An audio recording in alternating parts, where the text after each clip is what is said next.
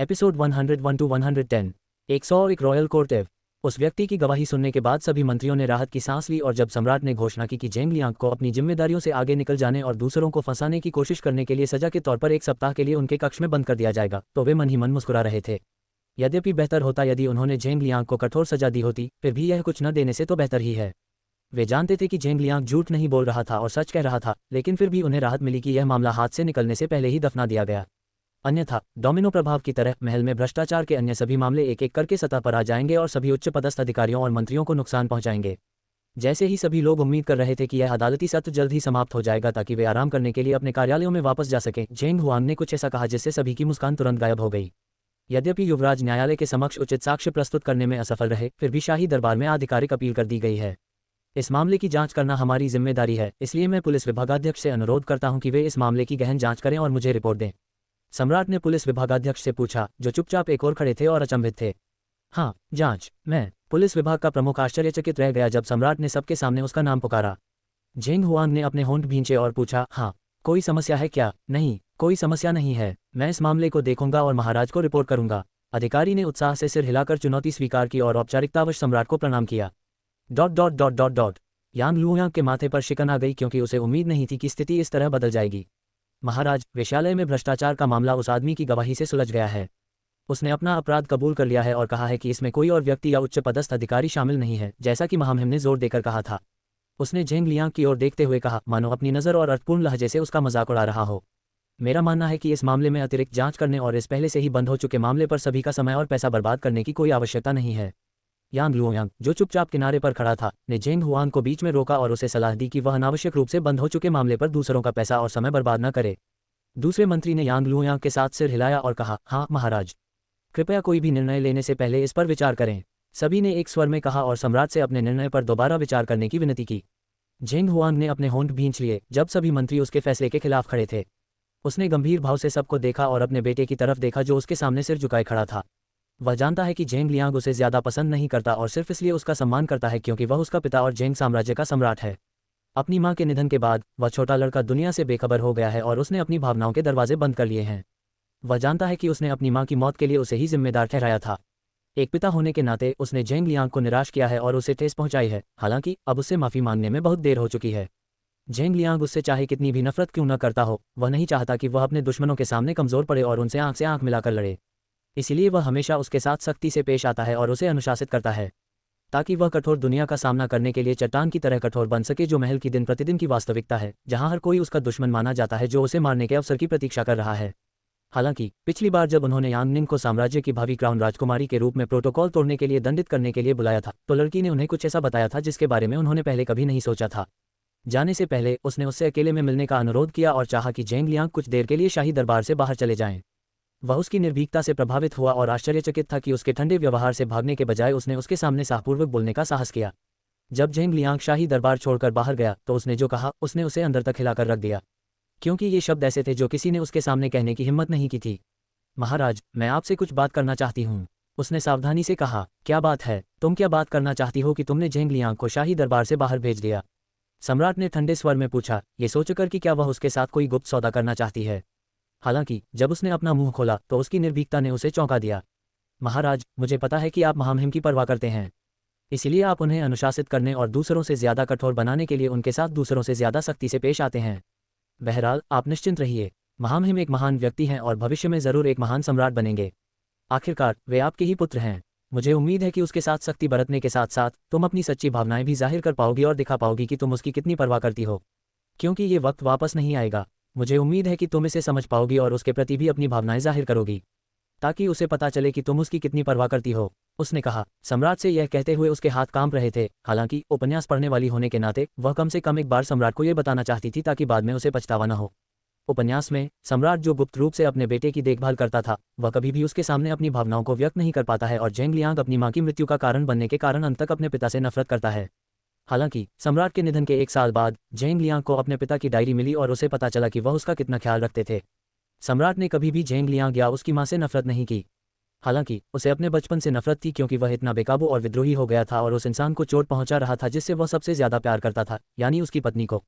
काश उसने अपनी पत्नी की जिंदगी में अहमियत समझी होती तो वह उसे इतनी जल्दी खोकर इतनी बुरी मौत न मरने देता।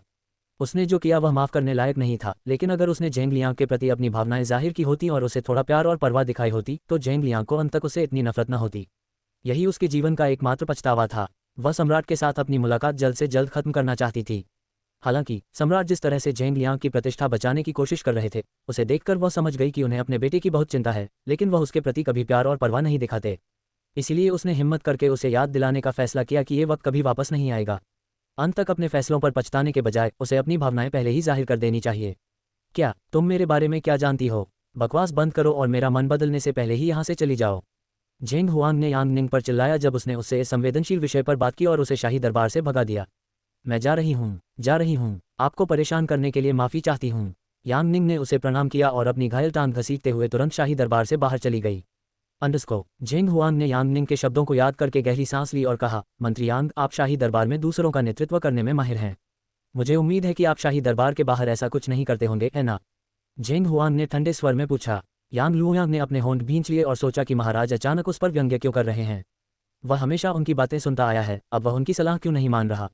उसने सोचा। जेंग हुआंग ने उदासीन भाव से सभी को देखा और घोषणा की, जेंग साम्राज्य के सम्राट के रूप में मैं घोषणा करता हूं कि वेश्यालय में भ्रष्टाचार के मामलों और अकाल प्रभावित क्षेत्र में भेजी गई आपूर्ति के संबंध में आधिकारिक तौर पर जांच की जाएगी। जांच की रिपोर्ट का निरीक्षण मैं और मेरी निजी समिति द्वारा किया जाएगा। अगर किसी की इस फैसले के बारे में कोई राय है तो उसे अपने तक ही रखें। आप अपनी राय रखने के लिए स्वतंत्र हैं, लेकिन अंततः उन्हें मानना या न मानना मेरा ही फैसला है। जेंग हुआंग ने ठंडे स्वर में कहा और एक साथ सबके मुंह बंद कर दिए। सम्राट की ठंडी प्रतिक्रिया देखकर मंत्री हैरान रह गए। अब वह सबके सामने युवराज का समर्थन कैसे कर रहा है? पहले तो वह उसे सबसे कड़ी सजा देता था, फिर अचानक ऐसा क्या बदल गया? जहां एक और यांग लुयांग महामहिम के निर्णय पर दांत पीस रहा था, वहीं दूसरी ओर जेंग लियांग को आश्चर्य हुआ जब महामहिम इस मामले की जांच करने के अपने निर्णय पर अड़े रहे। यद्यपि उनकी गवाही असफल रही, फिर भी महामहिम ने उनकी बातों पर भरोसा किया और इस घटना की आधिकारिक जांच की व्यवस्था की। यह उन चंद मौकों में से एक था जब वह अपने पिता के प्रति कृतज्ञता महसूस कर रहा था कि उन्होंने उस पर भरोसा किया था। उसकी मां के निधन के बाद वे शायद ही कभी एक दूसरे से बात करते थे और उनके बीच पिता पुत्र जैसा रिश्ता न होकर सम्राट और युवराज जैसा औपचारिक रिश्ता था। हालांकि किसी कारण से ऐसा महसूस हुआ कि वह एक पिता की तरह उसकी रक्षा कर रहे थे और उसके साथ केवल युवराज जैसा व्यवहार नहीं कर रहे थे। 102 इसका क्या कारण हो सकता है? यांग हाउस होल्ड। माय लेडी, क्या तुमने खबर सुनी? जियाओ वेई दौड़कर आए और दरवाजा खटखटाए बिना यांग निंग के कक्ष में घुस गई। वह जोर जोर से हाँफ रही थी और इतना दौड़ने से उसका चेहरा लाल हो गया था। वह इतनी जल्दी में थी कि अंदर आने से पहले दरवाजा खटखटाना ही भूल गई। वह यांग निंग को अन्य नौकरानियों से सुनी सबसे गर्म गपशप बताने आई थी, लेकिन जब उसने कमरे में यू लिंग को भी देखा तो रुक गई। महिला, आप क्या कर रही हैं? जियाओ वेई को यह देखकर आश्चर्य हुआ कि यांग निंग ने शुद्ध रेशम से बनी एक भारी पोशाक पहन रखी थी, जबकि उसके सोने का समय हो गया था। उसे अब तक अपने रात के कपड़े पहन लेने चाहिए थे, फिर इस समय उसने रेशमी कपड़े क्यों पहने हैं? वह सोच रही थी। इतना ही नहीं, वह अपने सिर पर 3 सबसे भारी किताबें उठाए हुए थी और अपनी स्कर्ट को पकड़े हुए थी, मानो वह इस असुविधाजनक मुद्रा में चलने की कोशिश कर रही हो। जियाओ वेई का सवाल सुनकर यांग निंग खिलखिलाकर हंस पड़ी और होंठ भींच लिए। उसने यू लिंग की तरफ झिझकते हुए देखा और फिर किताबें उसके सिर से उठाकर अपने हाथों में ले लीं और बोली, जैसा कि आप देख सकते हैं, मैं राजसी बनना सीख रही हूँ। लेडी यू लिंग मुझे चलना सिखा रही हैं। राजसी ठाठ से वह हंसी, लेकिन उसकी आंखें मदद के लिए चीख रही थीं। ... वह ये सब नहीं करना चाहती। वह ये सब करने यहाँ नहीं आई है। यद्यपि वह अपनी इच्छा से इस दुनिया में नहीं आई थी, लेकिन यह ऐसी बात नहीं थी जिसे वह सीखना चाहती थी। उसने सोचा कि लेडी यूलिंग यांग लुयांग के सामने ये कहकर बहाना बना रही थी कि वह उसे शाही शिष्टाचार सिखाने आई है। हालांकि उसने कभी नहीं सोचा था कि वह अपनी बातों को लेकर गंभीर है। मास्टर जियांग ताई द्वारा उसे हरी झंडी दिए जाने और कल ये बताए जाने के बाद कि वह सदमे से उबर चुकी है और उसके घाव भी ठीक हो गए हैं, यूलिंग उसे एक एक करके शाही शिष्टाचार सिखा रहा है। कल से वह उसे यह सिखा रही है कि कटलरी का उपयोग करके राजसी ठाठ से कैसे खाना चाहिए तथा भारी रेशमी कपड़े पहनते हुए कुलीन महिला की तरह कैसे चलना चाहिए। यांग निंग ने कभी सपने में भी नहीं सोचा था कि वर्षों तक चलने के बाद भी वह एक बार फिर चलना सीख जाएगी। किसने सोचा होगा कि महान तीरंदाज, जिसे राष्ट्र का शूरवीर कहा जाता था, उसे महिलाओं की तरह चलने की शिक्षा दी जाएगी। आखिर औरत की तरह चलने का क्या मतलब है? यांग निंग ने अपना निचला होंठ काट लिया, जैसे वह रोना चाहती हो। वह कुछ मिठाई खाना चाहती थी, लेकिन यूलिंग ने उसे रोक दिया क्योंकि उसे शाही शादी तक अपने आहार का ध्यान रखना था और उसने उसे मिठाई खाने को दी ताकि उसकी चीनी की लालसा खत्म हो सके। ऐसा लगता है कि शादी करना कोई आसान काम नहीं है। मैं आपको इस तरह परेशान करने के लिए क्षमा चाहता हूँ, जियाओ वेई ने आश्चर्य से कहा और यह जानकर माफी मांगी कि यूलिंग यांग निंग को एक शाही महिला की तरह चलना सिखा रही थी। उसने इस मामले में अपने होंठ भींच लिए क्योंकि वह देख सकती थी कि यांग निंग इस स्थिति से कितना दूर भागना चाहती है। हालांकि इस स्थिति में वह यूलिंग के समान ही महसूस करती है। यांग निंग के तेज बुखार से उबरने के बाद वह बहुत बदल गई है और पहले की तरह एक कुलीन महिला की तरह व्यवहार नहीं करती है। मानो वह सब कुछ भूल गई थी जो उसने पहले सीखा था और उसे एक बार फिर से महिला के सभी शिष्टाचार और तौर तरीके सिखाने की जरूरत थी। उसे रोना आ गया जब उसकी महिला शाही भोज में अपनी पोशाक में मेढक की तरह चलती और उछलती हुई आई। वह एक महिला है, वह ऐसे कैसे उछलकूद कर सकती है? यह अत्यंत उपयुक्त है। यूलिंग ने जियाओवेई की तरफ देखा और उसे ठंडे स्वर में डांटा, तुम्हें इस तरह उस महिला के कमरे में घुसना नहीं चाहिए। वह राजकुमारी बनने वाली है और तुम्हें राजकुमारी की दासी बना दिया जाएगा। महल में काम करते हुए ये लापरवाही बर्दाश्त नहीं की जाएगी, इसलिए अगली बार अंदर आने से पहले दरवाज़ा खटखटाकर इजाज़त ज़रूर मांग लेना। जियाओवेई ने अपने होंठ भींच लिए, मानो रोने ही वाली हो। यूलिंग कुछ गलत नहीं कह रही थी, लेकिन उसके ठंडे हाव भाव उसके लिए असहनीय थे। यान निंग ने जियाओवेई को अजीब नज़रों से देखा और कमरे में छाई इस असहज खामोशी को तोड़ने के लिए उससे सवाल पूछा। जियाओवेई, क्या तुम मुझे कुछ बताने आए हो? तुम ऐसे क्यों दौड़कर आई जैसे कोई मर रहा हो? यान निंग ने पूछा, जैसे ही उसने किताबें मेज पर रखीं और आराम करने के लिए कुर्सी पर बैठ गईं। यान निंग, भाषा। यूलिंग ने यान निंग को अपनी भाषा पर ध्यान देने की चेतावनी दी, जिससे उसकी रीढ़ में ठंडक दौड़ गई। एक स्नेही मातृवत छवि से कोर्ट लेडी यूलिंग एक डरावनी कक्षा शिक्षिका में बदल गई है, जिससे सभी छात्र डरते हैं। यान निंग ने दर्द में मुस्कुराते हुए अपने होंठ भींच लिए और सिर हिलाया। उसे यूलिंग से अकेले में नाम से पुकारने के लिए नहीं कहना चाहिए था। अब जब भी वह उसे उसके नाम से बुलाती है तो डर लगता है और यह पहले जैसा सुखद नहीं लगता। लगता है उसने शाही शादी तक उसे अपने पास रखने को कहकर बहुत बड़ी गलती कर दी। तब तक वह ये सारी यातनाएं कैसे सहेगी? अब तक जिन भी कोचों से उसने ट्रेनिंग ली है वो उनसे कहीं ज़्यादा सख्त है। इसमें कोई शक नहीं कि यांग लुयांग और चांगा उसके सामने टिक नहीं पाए, क्योंकि उसका करिश्मा कोई मजाक नहीं है। अंडस्को यूलिंग को यान निंग को नियंत्रित करते देख जियाओवेई ने अपने होंठ भींच लिए और करिश्मा यूलिंग से डर गई। उसने अपना सिर नीचे किया और यूलिंग की आंखों में देखने से बचते हुए कहा, अरे माँ, मेरे पास आपके लिए एक खबर है। खबर? कैसी खबर? यान निंग ने उस गिलास से पानी का घूंट लेते हुए पूछा जो यूलिंग ने अभी अभी उसे दिया था। जियाओवेई ने झिझकते हुए इधर उधर देखा और यान निंग के सामने सारी बातें उगलने से पहले अपने पीछे दरवाजे बंद कर लिए। मैंने दूसरी नौकरानियों को इस बारे में बात करते सुना। वे कह रही थी कि महामहिम को एक हफ्ते के लिए उनके कक्ष में बंद रहने की सजा दी गई है। उन्हें इसकी वजह नहीं पता। हालांकि इस दौरान किसी को भी उनके कमरे में आने या उनसे बात करने की इजाज़त नहीं है। नौकरानियां उन्हें खाना तो परोस सकती हैं, लेकिन उनसे बात नहीं कर सकती। यान निंग ने उसकी बातें सुनकर भौहें चढ़ाईं। क्या महामहिम को एक हफ्ते के लिए उनके कक्ष में बंद रहने की सजा दी गई है? तुम क्या बकवास कर रही हो? मैंने उसे कल ही देखा था। मुझे यकीन है कि यह सिर्फ अफवाह ही होगी। कल तक सब ठीक था। यान निंग ने उसकी बातों को गंभीरता से नहीं लिया, क्योंकि यह सच नहीं हो सकता था। उसने उसे कल देखा था, अब वह अपने कक्ष में कैसे बंद हो सकता है? लेकिन ये खबर किसी भी तरह से गलत नहीं हो सकती। अन्य नौकरानियों को इस खबर के बारे में तब पता चला जब उन्होंने स्वामी यांग और मैडम की बातचीत सुनी। जियाओवेई ने धीरे से कहा, क्योंकि यान निंग का तर्क सुनने के बाद उसे खबर पर यकीन नहीं था। उन्होंने कल झेंग लियांग को देखा था और तब तक सब ठीक हो चुका था। रातों रात सब कुछ कैसे बदल गया? ये सच है। हालांकि लेडी यान निंग को इस मामले की वजह से परेशान होने की ज़रूरत नहीं है। महामहिम अपना ख्याल खुद रख सकते हैं। यूलिंग, जो चुपचाप वहां खड़ा था, आखिरकार बोला और खबर की पुष्टि की। यान निंग उसकी बातें सुनकर दंग रह गई और पूछा, लेडी यूलिंग, क्या आप सुबह महल नहीं गईं? तुमने मुझे इस मामले के बारे में पहले क्यों नहीं बताया? क्या तुमने महामहिम को महल में देखा था? अब उनकी तबीयत कैसी है? यान निंग कुर्सी से उठी और यूलिंग से मुखातिब हुई।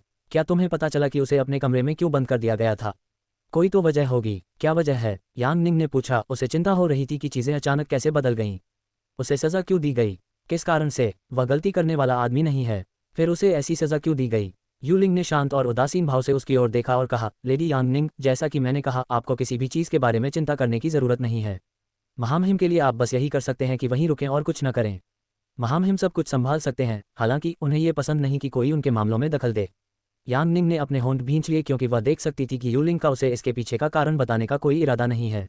हालांकि जैसा कि उसने कहा, वह झेंग लियांग की भी कोई मदद नहीं कर सकती थी। उसने उसकी कई बार मदद की, लेकिन बदले में वह उसके लिए कुछ नहीं कर सकती। क्या ऐसा कुछ नहीं होना चाहिए जिससे वह उसे अच्छा महसूस करा सके? आखिरकार उसे इस तरह सज़ा मिलने से दुख तो हो ही रहा होगा। 103 नियम न तोड़ना। जियाओवेई, क्या तुम्हें यकीन है कि लेडी यूलिंग रसोई में व्यस्त हैं? अगर वह अचानक वापस आ गई तो क्या होगा? यान निंग ने धीमी आवाज़ में पूछा जब जियाओवेई रसोई में कोर्ट लेडी यूलिंग की जांच करने के बाद कक्ष में लौटी। जियाओवेई ने सिर हिलाया और कहा, वह नहीं आएगी। जब तक रसोई के कर्मचारी आपका खाना तैयार कर रहे हैं, वह उन पर नज़र रखेगी। लगता है कि वह कुछ देर के लिए रसोई में ही रहेगी, उसने बताया। यान निंग ने उसकी बातें समझ लीं और सिर हिला दिया, जबकि वह यूलिंग को बताए बिना यान परिवार को छोड़ने की संभावना की गणना करने लगी। क्योंकि अगर यूलिंग को पता चल गया कि वह शाही महल जा रही है तो वह उसे चैन से नहीं छोड़ेगी। उसने यान निंग को पहले ही कुछ न करने और यान परिवार में ही रहने को कह दिया था। लेकिन वह ऐसा कैसे कर सकती है? अगर वह इस स्थिति में झेंग लियांग की मदद नहीं कर सकती तो कम से कम उसे वही करना चाहिए जो उसके हाथ में है। उसने कई बार उसकी मदद की है। यह उचित नहीं होगा यदि वह यांग हाउस होल्ड में रहे और कुछ न करे, जबकि उसे पता है कि उसे एक सप्ताह के लिए ड्रैगन पवेलियन में बंद कर दिया जाएगा। जियाओवेई ने अपने होंठ भींचे और धीरे से चारों ओर देखते हुए धीमी आवाज़ में पूछा, मिलेडी, हम इस तरह फुसफुसा क्यों रहे हैं? आखिरकार इस कमरे में हम सिर्फ दो ही हैं, उसने पूछा। यान निंग ने सिर हिलाया और कहा, कोई बात नहीं, हम अकेले हैं, फिर भी हम अपनी सतर्कता कम नहीं कर सकते। क्या तुम्हें पता नहीं कि दीवारों के भी कान होते हैं? हमें इस मिशन में बहुत सावधान रहना होगा। ज़ियाओ वेई असमंजस में आंखें झपकाने लगी और सोचने लगी कि क्या वे किसी मिशन पर हैं। उसे इसके बारे में कैसे पता नहीं चला। Dot dot dot dot dot my lady, आप लेडी यूलिंग का ठिकाना क्यों जानना चाहती थीं? क्या आप कहीं जा रही हैं? ज़ियाओ वेई ने यांग निंग को खूबसूरत कपड़े पहने देखकर उत्सुकता से पूछा। उसने तो वो खूबसूरत जेड हेयर पिन भी पहना हुआ था जो वो घर पर कभी नहीं पहनती। आखिर वो कहाँ जा रही है कि उसे लेडी यूलिंग का इतना ध्यान रखना पड़ रहा है? ऐसा नहीं है कि वह उसे यान परिवार से बाहर जाने से रोकती है। हालांकि उसने उसे कुछ समय के लिए महल में जाने से रोका था, लेकिन जब तक वह वहां नहीं जाती, उसे ताज़ी हवा लेने के लिए कुछ समय के लिए घर से बाहर निकलने में कोई समस्या नहीं है। यांग निंग ने आखिरी बार आईने में देखते हुए अपने बालों को ठीक किया और जब उसने अपनी पोशाक और बाल ठीक कर लिए तो उसने ज़ियाओ वेई के साथ हाथ मिलाया और कहा, मैं नहीं, बल्कि हम। तुम्हारा मतलब है मैं भी तुम्हारे साथ आ रही हूँ? कहाँ? ज़ियाओ वेई ने असमंजस में उसकी ओर देखा, उसे समझ नहीं आ रहा था कि वे कहाँ जा रहे हैं। यांग निंग को इतना शक हो रहा था। यांग निंग ने मुस्कुराते हुए कहा, तुम्हें जानने की ज़रूरत नहीं है। हमारे वहां पहुंचने के बाद तुम्हें पता चल जाएगा। अब सवाल पूछना बंद करो और चलो, इससे पहले कि लेडी यूलिंग हमें पकड़ ले। यांग निंग ने ज़ियाओ वेई को अपने साथ खींचते हुए कहा। ज़ियाओ वेई को जवाब देने का मौका ही नहीं मिला जब यांग निंग ने उसका हाथ खींच लिया। इससे पहले कि वह कुछ समझ पाती, वे यान परिवार से बाहर निकल चुके थे। ज़ियाओ वेई ने यांग निंग की पीठ की ओर देखते हुए गहरी सांस ली, जो उससे आगे चल रही थी और अपनी लंबी स्कर्ट में अभी भी चलने में कठिनाई महसूस कर रही थी। हालांकि अब उसकी चलने की मुद्रा पहले से बेहतर हो गई है। वह अपनी पत्नी को देखकर खुश थी, जो आजकल खूब मुस्कुराती है और अपनी कीमत समझ गई है। पहले वह अपने उदास कमरे में सिमटी रहती थी और उदास रहती थी। हालांकि उसे खुशी है कि उसकी मालकिन इन दिनों खुश रहने के तरीके ढूंढ रही है। मुझे उम्मीद है कि मिलेडी हमेशा ऐसे ही खुश रहे, ज़ियाओ वेई ने अपनी मालकिन की हमेशा की खुशी की कामना करते हुए धीरे से कहा। यांग निंग की बेढंगी चाल देखकर वह हंस पड़ी और उसने जल्दी से कदम बढ़ाने और लंबी ड्रेस पहनकर उसे सहारा देने का फैसला किया, वरना उसकी मालकिन जल्द ही ड्रेस से लड़खड़ाकर जमीन पर गिर जाएगी। वह ऐसा नहीं होने दे सकती। अंडस्को माँ, हम यहाँ क्या कर रहे हैं? जब यांग निंग उसे शाही महल में ले आई तो ज़ियाओ वेई सदमे में जोर से चिल्लाए। उसने बताया कि वह सैर करना चाहती है और बाजार से कुछ सामान भी खरीदना चाहती है। अब वे राजमहल के मुख्य द्वार के सामने खड़े हैं। क्या यही बाजार है? वो उसे ऐसे कैसे बेवकूफ़ बना सकती है? लेडी यूलिंग ने यांग निंग को शाही महल में न जाने की सख्त चेतावनी दी थी, फिर भी वे फिर से यहाँ आ गए हैं। यांग निंग ने ज़ियाओ वेई की तरफ देखा और कहा, मैंने तुम्हें पहले नहीं बताया था कि हम शाही महल जा रहे हैं? ओह, लगता है ये बात मेरे दिमाग से निकल गई। उसने उसके सामने भोली बनने का नाटक करते हुए कहा। ज़ियाओ वेई ने उसकी यह अस्पष्ट व्याख्या सुनकर अपने होंठ फुला लिए और यान परिवार के पास लौटने की कोशिश की। यह नहीं चलेगा, हम अंदर नहीं जा सकते, हम वापस जा रहे हैं। कृपया जिद मत करो और लेडी यूलिंग के निर्देशों का पालन करो। तुम खुद को और मुसीबत में नहीं डाल सकती। ज़ियाओ वेई ने यांग निंग की कलाई पकड़ते हुए कहा और उसे यान परिवार के पास वापस ले जाने की कोशिश की। हालांकि यांग निंग ने ज़ियाओ वेई का हाथ झटक दिया और कहा, हम कहीं नहीं जा रहे हैं। ज़ियाओ वेई, यह मत भूलना कि मैं तुम्हारी गुरु हूँ, लेडी यूलिंग नहीं। उसने सख्ती से कहा, जिससे ज़ियाओ वेई मुश्किल में पड़ गई। अगर तुम मेरे साथ अंदर आना चाहो तो आज़ाद हो, हालांकि अगर तुम वापस आना चाहो तो भी आ सकते हो, लेकिन मेरे बिना। उसने कहा। जब यांग निंग अपने फैसले पर अड़ी रही और उसके साथ यान परिवार में वापस जाने से इनकार कर दिया तो ज़ियाओ वेई ने अपने होंठ भींच लिए। उसने आह भरी, क्योंकि उसके पास शाही महल में उसके साथ रुकने के अलावा कोई चारा नहीं था। क्योंकि यांग निंग को साथ लिए बिना वह वापस नहीं जा सकती थी। वह ऐसा नहीं कर सकती, कभी नहीं। ठीक है, लेकिन मुझसे वादा करो कि तुम महामहिम से मिलकर उनके हुक्म का उल्लंघन नहीं करोगे। ज़ियाओ वेई ने यांग निंग को गंभीरता से देखते हुए कहा, क्योंकि अगर यांग निंग ने ऐसा किया तो उसे आधिकारिक आदेश तोड़ने के लिए कड़ी सजा दी जाएगी। यांग निंग ने सिर हिलाया और ज़ियाओ वेई की आंखों में चिंता साफ देख पाए। उसने मुस्कुराते हुए कहा, चिंता मत करो, मैं इतनी बेवकूफ़ नहीं हूँ। मुझे तुमसे ज़्यादा अपनी जान की परवाह है। मुझे पता है कि मैं क्या कर रही हूँ। उसने उसे आश्वस्त किया। 104 चाय का समय आए। लेडी यांग निंग, आप यहाँ कैसे? जब गुलान को यांग निंग के आगमन के बारे में पता चला तो वह जल्दी से ड्रैगन मंडप के बाहर आकर उनका स्वागत करने लगा। उसने हैरानी से उसे और ज़ियाओ वेई को देखा और सोचा कि वह प्रवेश द्वार के मुख्य द्वार पर गार्डों द्वारा रोके बिना अंदर कैसे आ गई। पिछली बार जब वह ड्रैगन मंडप में आई थी तो वह यूलिंग के साथ आई थी, जिसे महल के अंदर और बाहर जाने की अनुमति थी। हालांकि यांग निंग के पास अनुमति नहीं है, क्योंकि उसने अभी तक क्राउन प्रिंस से शादी नहीं की है और उसे राजघराने के किसी भी सदस्य द्वारा महल में आने जाने के लिए अनुमति पत्र की आवश्यकता है। वह यांग लुयांग के साथ आ सकती है, जो शाही दरबार में काम करता है, लेकिन उनके जटिल रिश्ते को देखते हुए उसे संदेह था कि वह उसके साथ आएगी। यांग निंग ने उसकी आंखों में भ्रम देखा और उसे वह अनुमति पट्टिका दिखाई जो जेंग लियांग ने उसे उस दिन दी थी जब वह उससे मिलने शाही महल आई थी। मैं इसी की मदद से अंदर आई हूँ। महामहिम ने इसे मुझे पिछले दिनों दिया था, उसने कहा, जबकि वह इंतजार कर रही थी कि महामहिम पट्टिका की अच्छी तरह जांच करें और उसे अंदर जाने दें। जब वे चाय पी रहे थे तो उन्होंने उसे अनुमति पट्टिका दे दी ताकि वह जब चाहे शाही महल में आ सके और उसे मुख्य द्वार पर जांच से गुजरने की आवश्यकता न हो। उसे बस ये पट्टिका उन्हें दिखानी होगी और गार्डों को पता चल जाएगा कि वह क्राउन प्रिंस की व्यक्ति है। Dot dot dot dot dot उस समय उन्हें संदेह था कि क्या वह इस पट्टिका का दोबारा उपयोग करेंगी, लेकिन ऐसा लगता है कि यह अवसर उन्हें शीघ्र ही मिल गया। किसने उम्मीद की होगी कि वह अपनी यात्रा के मात्र 4 दिन बाद ही पुनः महल का दौरा करेंगी। यूलिंग द्वारा उसे इस दौरान कहीं न जाने के निर्देश दिए जाने के बाद यान निंग उसकी बातों का पालन करना चाहती थी और यान परिवार में ही रहना चाहती थी। हालांकि अजीब बात यह थी कि वह रात को ठीक से सो नहीं पाती थी और इस बात की चिंता में रहती थी कि महल में उसका क्या हाल होगा। उस कमरे में बिना किसी से बात किए अकेले रहना कितना उबाऊ और थका देने वाला होगा। यहाँ तो फ़ोन या लैपटॉप भी नहीं है जिन पर लोग अपने पसंदीदा नाटक देख सकें, गेम खेल सकें या कम से कम अकेले समय बिताते हुए कुछ संगीत सुन सकें। कमरे में अकेले रहकर वह अपना समय कैसे व्यतीत करेगा और अपना मनोरंजन कैसे करेगा। यदि वह शियाओवेई से बात नहीं करती और अन्य नौकरानियों से सुनी गई गपशप नहीं सुनती तो वह आधे दिन में ही ऊब जाती और अपने मानसिक स्वास्थ्य को बनाए नहीं रख पाती।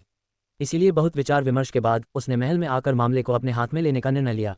उसे उसकी इतनी बार की गई मदद का बदला चुकाना होगा। वह इसे उसकी दयालुता का बदला चुकाने के रूप में देखेगी। अंडस्को गुलान ने उसके हाथों से पट्टिका ले ली और अपने होठों को दबाकर मोड़ के हरे रंग के जैद से बनी छोटी पट्टिका को देखा जो युवराज की अनुमति और इच्छा का प्रतिनिधित्व करती है।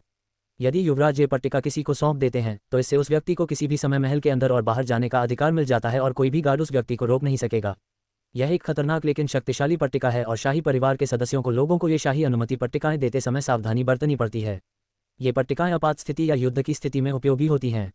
इनके जरिए गुप्त दूत बिना किसी रोक टोक के महल में आ जा सकते हैं। यदि यह छोटी सी चीज़ किसी के हाथ में पड़ जाए तो वह इसकी शक्तियों का दुरुपयोग कर सकता है और जो चाहे कर सकता है। फिर भी उन्होंने ये प्रभावशाली पट्टिका यांग निंग को यूं ही सौंप दी। कुछ दिन पहले तक उसे उसके बारे में अभी भी संदेह था और उसे यांग लुयांग के साथ उसकी संलिप्तता पर भी संदेह था। हालांकि अब उसे इसकी कोई परवाह नहीं है। ये यांग लुयांग ही था जिसने उसे इस स्थिति में डाला। फिर भी वह पहले से बहुत अलग तरीके से व्यवहार कर रहा था। यद्यपि यांग निंग उनकी बेटी है फिर भी उन्होंने उसे महल में कभी भी मिलने की अनुमति दे दी है। अचानक उसमें क्या आ गया। ऐसा लगता है कि वह लेडी यांग निंग के बारे में अपनी कल्पना से कहीं अधिक महत्वपूर्ण रूप से सोचता है। मैं समझ गया, ये रही आपकी पट्टिका। उसने अपनी जिज्ञासा पर काबू पाया और उसे अपने तक ही सीमित रखा। फिर उसे उसके आने का कारण पूछा। लेकिन आप यहाँ कैसे? उसने पूछा। मुझे यकीन है कि अब तक आपको पता चल ही गया होगा कि हम इस समय किसी से नहीं मिल सकते, चाहे आप ही क्यों न हो। लेडी यांग निंग, मुझे आपसे वापस जाने का अनुरोध करना होगा। उन्होंने विनम्रतापूर्वक यांग निंग से कहा कि वह यान परिवार में वापस लौट जाएं क्योंकि ड्रैगन मंडप में वह कुछ नहीं कर सकती क्योंकि जेंग लियांग उनसे नहीं मिल सकता। हाँ मिली दी, हमें विदा लेनी चाहिए। जियाओवेई की आंखें उसकी बातें सुनकर चमक उठीं। उसने यांग निंग का हाथ पकड़ा और उसे अपने साथ चलने के लिए कहा। यांग निंग ने गुलान की ओर मुड़ने से पहले उसे गुस्से से देखा और कहा, गार्ड गुलान, आपके सुझाव के लिए धन्यवाद। हालांकि मैं यहाँ यूं ही वापस जाने के लिए नहीं आई थी। और मैंने कभी यह भी नहीं कहा कि मैं महामहिम से मिलने आई हूँ। उन्होंने आगे कहा। हाँ तो फिर तुम यहाँ किस लिए हो? उसने असमंजस से उसकी ओर देखा और समझ नहीं पाया कि वह क्या कहना चाहती है। यदि वह जेंग लियांग से मिलने यहाँ नहीं आई तो ड्रैगन पवेलियन में उसका क्या काम हो सकता है? यांग निंग ने उस पर अर्थपूर्ण मुस्कान के साथ कहा, मैं यहाँ चाय पीने आई हूँ। अब मुझे यह मत कहना कि तुम मुझे एक कप चाय भी नहीं दोगे। मैं इस तपती गर्मी में इतनी देर पैदल चलकर यहाँ आई हूँ। कम से कम एक कप चाय और कुछ नाश्ता तो आप मुझे दे ही सकते हैं। आखिरकार मैं ड्रैगन पवेलियन की मेहमान हूँ। उसने कहा। अपनी अज्ञानता के लिए क्षमा चाहता हूँ। मुझे आपको पहले ही कुछ जलपान करा देना चाहिए था। कृपया मेरे साथ अंदर आइए। मैं झील के पास वाले पीछे वाले बगीचे में किसी से आपके लिए चाय और जलपान का इंतजाम करवा दूंगा। गुलान ने तुरंत उससे माफ़ी मांगी और सुझाव दिया कि वह बगीचे के पीछे जाकर थोड़ा आराम कर ले जबकि वह जलपान का इंतजाम करता है। उसे आश्चर्य हुआ कि वह अचानक ड्रैगन मंडप में चाय क्यों पीना चाहती है जबकि महामहिम उसे देख नहीं सकते, लेकिन उसके पास उसके साथ जाने के अलावा कोई चारा नहीं है। हालांकि यांग निंग ने अपना हाथ उठाया और विनम्रता से उसे मना कर दिया और कहा, कोई बात नहीं। झील के किनारे चाय पीने के बजाय मैं कहीं और चाय का आनंद लेना चाहूंगी। कृपया उस जगह व्यवस्था कर दीजिए। उसने कहा। गुलान ने भौहें चढ़ाईं और सोचा कि वह चाय कहाँ पीना चाहती है। ड्रैगन मंडप का पिछला बगीचा ड्रैगन मंडप की सबसे खूबसूरत जगह है। उसके अलावा वह चाय पीने कहाँ जाना चाहती है? हाँ लेकिन कहाँ? उसने भौहें सिकोड़ते हुए पूछा। वह पहले से ही महामहिम के बारे में चिंतित था क्योंकि वह अपना भोजन ठीक से नहीं खा रहे थे और उन्हें अपने कक्ष में अकेले बंद कर दिया गया था। वह उससे पूछना चाहता है कि वह कैसा है। हालांकि वह ये प्रश्न भी नहीं पूछ सकता। महामहिम की मदद करने और किसी को परेशान न करने के बजाय यांग निंग ने यहाँ आकर सभी की समस्याएं बढ़ाने का फैसला किया और उनसे अपनी मांगें पूरी करने की उम्मीद की। यांग निंग ने उस पर मुस्कुराते हुए उसकी उत्तेजित अभिव्यक्तियों को नजरअंदाज कर दिया और कहा, महामहिम के कक्ष के सामने हॉल में चाय की मेज की व्यवस्था करें। 105 चाय का समय दो। लेडी यांग निंग, क्या आप इस बारे में निश्चित हैं? गुलान ने चिंतित होकर पूछा और यांग निंग को जेंग लियांग के कक्ष के सामने वाले हॉल में ले गया। यांग निंग ने जब जेंग लियांग के कक्ष का बंद दरवाजा देखा तो उसके होंठ भींच लिए और उसे अजीब सा महसूस हुआ। पिछली बार जब वह यहाँ आई थी तो उसे एहसास ही नहीं हुआ था कि यह जगह इतनी खूबसूरत है, लेकिन आज जब वह फिर यहाँ आई है तो उसे पहले जैसी खूबसूरती नहीं लग रही क्योंकि महल की असली खूबसूरती छुपी हुई है। उफ, ये तो बहुत डरावना लग रहा है। फैंगली, यांग निंग ने खुद को डांटा कि वह यहाँ एक अच्छे कारण से आई है, फिर भी वह बेवकूफ़ी भरी बातें सोच रही है। वह यहाँ क्राउन प्रिंस के निवास की शाही सुंदरता की प्रशंसा करने नहीं आई है।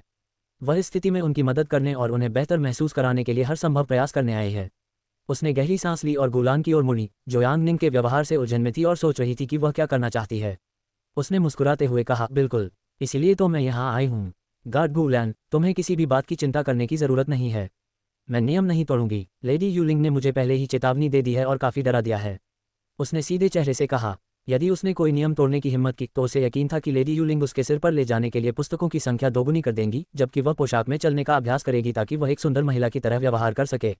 वह जेंग लियांग के कक्ष के करीब पहुंची ही थी कि सम्राट के पहरेदारों ने, जो जेंग लियांग के कक्ष की रखवाली कर रहे थे और उस पर नजर रख रहे थे, यांग निंग को आगे बढ़ने से रोक दिया। Dot dot dot dot dot lady Yang Ning, आपको अंदर जाने या महामहिम से बात करने की अनुमति नहीं है। कृपया यहाँ से दूर रहें। यह महामहिम का आदेश है, एक गार्ड ने कहा और उसे कक्ष के पास न आने की चेतावनी दी। यांग निंग ने अपने बचाव में हाथ उठाए और गार्ड का सामना करते हुए शांत रही। उसने मासूमियत से मुस्कुराते हुए कहा, आप चिंता न करें, मैं कहीं नहीं जा रही हूँ। मैं बस इधर उधर देख रही थी। तुमने बहुत मेहनत की है। समय पर खाना और आराम करना। तुम्हारा दिन शुभ हो, उसने कहा और पहरेदारों की तरफ हाथ हिलाकर कहा कि वे अपना काम करते रहें और उसकी तरफ ध्यान न दें। इधर उधर देखने के बाद यांग निंग ने गुलान को बुलाया और कहा, कृपया यहाँ मेज की व्यवस्था करें। मैं इस दीवार पर लगी खूबसूरत पेंटिंग्स को निहारते हुए चाय नाश्ता करना चाहती हूँ और दालान में लगे इन हरे भरे पौधों से आने वाली सकारात्मकता को महसूस करना चाहती हूँ। ये बहुत खूबसूरत हैं। यांग निंग ने गार्ड्स को दिखाते हुए नाटकीय अंदाज में कहा कि वह दालान के बीच में बैठकर चाय पीना चाहती है, क्योंकि वह दालान की दीवार पर लगी पेंटिंग्स को निहारना चाहती है और जेंग लियांग के पास नहीं रुकना चाहती। हाँ, आप चाहते हैं कि मैं आपके लिए यहीं जलपान की मेज लगा दूँ। गुलान को आश्चर्य हुआ जब यांग निंग ने उसे दालान के बीच में उसके लिए चाय की मेज लगाने के लिए कहा। उसने गार्डों की ओर झिझकते हुए देखा और सोचा कि क्या इसकी अनुमति है या नहीं। यांग निंग ने उसकी चिंता देखी और गार्डों की ओर देखा जो उनकी ओर देख रहे थे और उससे कहा, तुम उन्हें क्यों देख रहे हो? मुझे यकीन है कि वे मुझे यहाँ चाय की मेज लगाने से मना नहीं करेंगे। आखिरकार मैं भावी युवराज हूँ। मैं कम से कम एक कप चाय तो पी ही सकती हूँ, क्योंकि मैं इतनी दूर से यहाँ आई हूँ। क्या आपको नहीं लगता? ऐसा नहीं है कि मैं यहाँ कोई कानून तोड़ रही हूँ। क्या मैं सही हूँ? यांग निंग ने ऊंची आवाज़ में कहा ताकि दूसरे गार्ड उसकी बातें ठीक से सुन सकें और बाद में आकर उसकी व्यवस्था के खिलाफ कोई तमाशा न खड़ा कर सकें। खैर, मेरा मानना है कि यह नियमों के विरुद्ध नहीं है, गुलान ने झिझकते हुए कहा और यांग निंग के कार्यों के पीछे के इरादों को कुछ हद तक समझने लगी। उसने गंभीरता से सिर हिलाया और पास खड़ी नौकरानी की ओर मुड़ा। कृपया महिला यांग निंग के लिए चाय और नाश्ते का इंतजाम कर दीजिए। साथ ही किसी से दालान में एक चाय की मेज और 2 कुर्सियां लगवाने को कह दीजिए। वे दालान में ही चाय पेंगी, उसने कहा। दालान में? लेकिन ये कैसे हो सकता है? नौकरानी हिचकिचा रही थी क्योंकि दालान में चाय पीना उचित नहीं लगता। उसकी बात पूरी होने से पहले ही गुलान ने उसे सख्ती से देखा और कहा, जैसा मैं कहूँ वैसा करो, और किसी से महामहिम के लिए खाने की थाली भी तैयार करने को कहो। चूंकि उन्होंने सुबह नाश्ता नहीं किया तो कम से कम दोपहर का खाना तो समय पर ही मिल जाना चाहिए। उसने कहा, हाँ, मैं ऐसा ही करूंगी। नौकरानी के पास कोई चारा नहीं था जब गुलान उसे अपनी बात करने के लिए कह रही थी और यांग निंग भी उसे मुस्कुराते हुए देख रही थी। ऐसे में वह कुछ कैसे कह सकती थी? नौकरानी के जाने के बाद ज़ियाओ वेई ने चिंतित होकर शाही रक्षकों को देखा और फिर अपनी महिला की ओर देखा जो इस तनावपूर्ण स्थिति में भी चित्रों की प्रशंसा कर रही थी। वह इस समय इतनी शांत कैसे हो सकती है? वह सोच रही थी। जेंग लियांग अपने कक्ष में बिस्तर पर बैठा था और उस व्यक्ति के बारे में सोच रहा था जिसने यांग लुयांग को उसकी योजना के बारे में बताया था। यह एक गुप्त मिशन था और वेश्यालय में भ्रष्टाचार के बारे में पता चलने के बाद जब वह राजधानी वापस आया था तब से वह इस दिन की तैयारी कर रहा था। इतनी सारी योजना बनाने और इस मामले में शामिल लोगों की तलाश करने के बाद जिस दिन वह यांग निंग से मिलने जा रहा था उस दिन उसे उनके ठिकाने के बारे में पता चला और वह उन पर नजर रखने और अपने मिशन को पूरा करने के लिए वेश्यालय में पहुंच गया। क्योंकि यांग लुयांग जैसा व्यक्ति वित्तीय विभाग के प्रमुख के पद के योग्य नहीं है, उसे शाही दरबार के इस महत्वपूर्ण पद से बर्खास्त किया जाना चाहिए। जब वह सोच रहा था कि इसमें कौन शामिल हो सकता है तो सबसे पहले उसके दिमाग में यांग निंग का नाम आया। वह उस दिन वेश्यालय में मौजूद थी और उसने उसे यह कहते हुए भी सुना था कि उसने गुलान को उन लोगों की देखभाल करने का आदेश दिया था। वह यांग लुयांग की बेटी भी है और उसकी सबसे करीबी रिश्तेदार भी। हालांकि उसने खुद उसे यह बात नहीं बताई होगी, लेकिन हो सकता है कि यांग लुयांग ने उसे उसके बारे में चुगली करने के लिए मजबूर किया हो। मुझे नहीं लगता कि उसने ऐसा किया है, उसने बुदबुदाया और अपने होंठ भींच लिए, ये याद करके कि कैसे उसने महामहिम का सामना किया था और यहाँ तक कि उसके सामने आराम से लेटी थी। उसने यांग लुयांग से शादी के बाद महल में किसी और औरत को न लाने की शर्त भी रखी। जब वह उसे और उसके पिता, जो साम्राज्य के सम्राट थे, को नियंत्रित करने की हिम्मत कर सकती थी, तो वह यांग लुयांग के कहने पर उसे इतनी आसानी से यह बात नहीं बता सकती थी। तो फिर वह कौन हो सकता है? उसने सोचा। यद्यपि अपने कक्ष में बंद रहना एक सजा थी, फिर भी वह इस समय का उपयोग इस मामले को समझने के लिए कर रहे हैं और साथ ही मन पर नियंत्रण का अभ्यास भी कर रहे हैं। वह अभी भी इस तथ्य को नहीं भूल सकता कि एक दिन उसने यांग निंग को दोपहर के भोजन के लिए रुकने के लिए कहा था, जबकि उसे अपनी योजना को क्रियान्वित करने के लिए शाही दरबार में उपस्थित होना था, जो अंततः विफल हो गई। उसे अपने मन को नियंत्रित करने के लिए ध्यान करने की जरूरत है, जो इन दिनों भटक रहा है। वह ऐसा कैसे कह सकता है? जेंग लियांग ने अपने होंठ भींच लिए और एक थका देने वाली आह भरी, क्योंकि यांग निंग के सामने अपने इस शर्मनाक रवैये से वह खुद को रोक नहीं पा रहा था। इन दिनों उसे क्या हो रहा है? क्या वह उस स्त्री के स्पर्श के लिए इतना तड़प रहा था कि यांग निंग के साथ चुंबन के बाद, जिसे वह याद भी नहीं करती, वह हर समय उसके बारे में सोचता रहता है? जब वह सोच रहा था कि वह अपने मन और कार्यों को नियंत्रित करने और अपनी उत्पादकता बढ़ाने के लिए क्या कर सकता है, तो उसने बाहर से कुछ आवाज़ें आती सुनी। वह चिल्लाकर पूछने ही वाला था कि बाहर क्या हो रहा है, तभी उसे याद आया कि उसे अपने कक्ष के अंदर बिना किसी से बात किए रहने के लिए दंडित किया गया था, यहाँ तक कि नौकरानियों या गार्डों से भी नहीं। इसका मतलब यह है कि अगर वह चिल्ला भी दे तो कोई भी उनके सवालों का जवाब नहीं देगा, क्योंकि वे गलती से भी महामहिम के आदेश को तोड़ने से डरते हैं। जब आवाज़ें आनी बंद नहीं हुई तो वह भौंचक्का रह गया और उसने कमरे के दरवाजे तक जाने का निर्णय लिया तथा बाहर क्या हो रहा है ये जानने के लिए अपने कान दरवाजे से लगा लिए।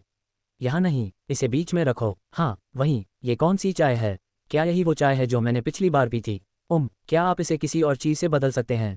यह मेरे स्वाद के लिए बहुत कड़वा था, मुझे ये पसंद नहीं आया। अरे बाप रे, क्या तुम्हें यकीन है कि ये सिर्फ कुछ स्नैक्स हैं, पूरा खाना नहीं?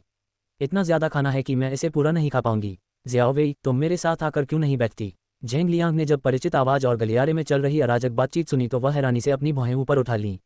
लेडी यांग निंग, क्या मैं मतिभ्रम कर रहा हूँ? उसने खुद से पूछा और सोचा कि क्या वह गलत सुन रहा है। 106 चाय का समय 3। झेंग लियांग तब चकित रह गया जब दालान से आने वाली आवाज़ें लेडी यांग निंग जैसी लग रही थीं। लेकिन वह ड्रैगन पवेलियन में कैसे हो सकती है? जब वह अपने कक्ष में बंद है तो उसके महल में होने का कोई कारण नहीं है। क्या मैं मतिभ्रम कर रहा हूँ? उसने सोचा कि क्या वह कुछ गलत सुन रहा है और उसे खुद पर शक हुआ कि वह उसके प्रति इतना आसक्त हो गया है। झेंग लियांग, होश में आओ, तुम साम्राज्य के युवराज हो। क्या तुम एक औरत के लिए अपना दिमाग खो दोगे? उसने इस हकीकत से जागने के लिए अपने चेहरे पर हल्के से थप्पड़ भी मारा जो उसे एक सपने जैसा लग रहा था। जैसे ही वह सोच रहा था कि क्या उसके साथ कुछ गड़बड़ है, उसने यांग निंग को एक बार फिर जोर से हंसते हुए सुना और उसे यह कहते सुना, गार्ड गुलेन, आपके आतिथ्य के लिए धन्यवाद। हालांकि महामहिम मुझसे मिलने नहीं आ सकते, फिर भी मुझे खुशी है कि आपने मुझे यहाँ रुकने और चाय पीने की इजाज़त दी। अगर आपको कोई आपत्ति न हो तो क्या मैं कल भी यहाँ आ सकती हूँ? उसने सावधानी से पूछा। झेंग लियांग उसकी ऊंची आवाज़ सुनकर लगभग हंस पड़ा, क्योंकि वह उसकी ऊंची आवाज़ को स्पष्ट रूप से सुन सकता था। यद्यपि उसे उससे बात करने की अनुमति नहीं है, फिर भी ऐसा लगता है जैसे वह उससे अप्रत्यक्ष रूप से बात कर रही हो। क्या वह यहाँ इसलिए आई थी क्योंकि उसे मेरी चिंता थी? उसने अपने होंठों को दबाकर मुस्कुराने से रोका। Dot dot dot dot dot. वह यह उम्मीद नहीं कर रहा था कि वह महल में आएगी, लेकिन उसे यह कहना होगा कि उसे इससे नफरत नहीं है। उसे अकेले रहना पसंद है और अपने कमरे में कुछ समय अकेले रहकर उसे खुशी हुई। हालांकि किसी की आवाज़ सुनना बुरा नहीं था, खासकर जब वह व्यक्ति लेडी यांग निंग हो। क्या वह हमेशा इतनी बातूनी थी? ड्रैगन पवेलियन में गुलान और अन्य नौकरानियों के साथ उसकी कभी न खत्म होने वाली बातचीत सुनकर वह हंस पड़ा जो उसकी छोटी सी सभा में शामिल हो गई थी। उसके बारे में फैली अफवाहों के कारण ऐसा लग रहा था कि वह एक ठंडी व्यक्ति है और ऐसा लग रहा था कि वह कम बोलने वाली व्यक्ति है।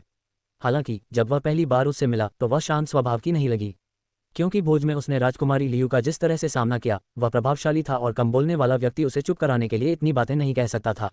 जितना अधिक वह उसे जानता है उतना ही अधिक उसे पता चलता है कि उसके बारे में अफवाहें कितनी झूठी थीं। उस जैसी खुशमिजाज इंसान के लिए राजधानी में ऐसी दुश्मनी भरी अफवाहें कैसे फैलाई जा सकती हैं?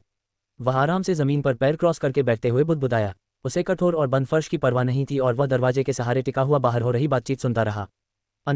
जब झेंग लियांग दालान में चल रही अराजकता को सुन रहा था, गुलान सोच रहा था कि यांग निंग उससे बात करते समय अपने फेफड़ों के ऊपर से चिल्ला क्यों रही थी। उसका सवाल सुनकर उसने अपने होंठ भींच लिए और जवाब देने से पहले गला साफ किया, अगर तुम चाहो तो कभी भी महल आ सकती हो। आखिर तुम्हारे पास अनुमति पत्र तो है ही। उसने हिचकिचाते हुए जवाब दिया। ऐसा नहीं है कि वह उससे कह सके कि वह कल वापस न आए, लेकिन महामहिम आपसे कुछ दिनों बाद ही मिल पाएंगे। तब तक अगर आप ड्रैगन पवेलियन में आएंगी तो आपको अकेले ही चाय का आनंद लेना होगा। उन्होंने उसे बताया। मुझे इसके बारे में बताने के लिए शुक्रिया, हालांकि मैं अकेले भी खुशी से अपना समय बिता सकती हूँ। यांग निंग ने मुस्कुराते हुए उसे बताया कि ड्रैगन मंडप में उसके बोर होने की चिंता न करे। इसके बजाय यांग हाउस होल्ड में रहना अधिक उबाऊ है। गार्ड गुलैन, अगर तुम्हें चिंता है कि मैं यहाँ अकेले चाय पीकर बोर हो जाऊंगी तो तुम भी मेरे साथ एक कप चाय क्यों नहीं पी लेते? उसने पूछा। गुलान उसके अचानक सुझाव से आश्चर्यचकित हो गई और उसने ज़ियाओवेई की ओर देखा जो मेज पर बैठी थी, क्योंकि यांग निंग ने उसे कुछ जलपान के लिए अपने साथ चलने के लिए कहा था।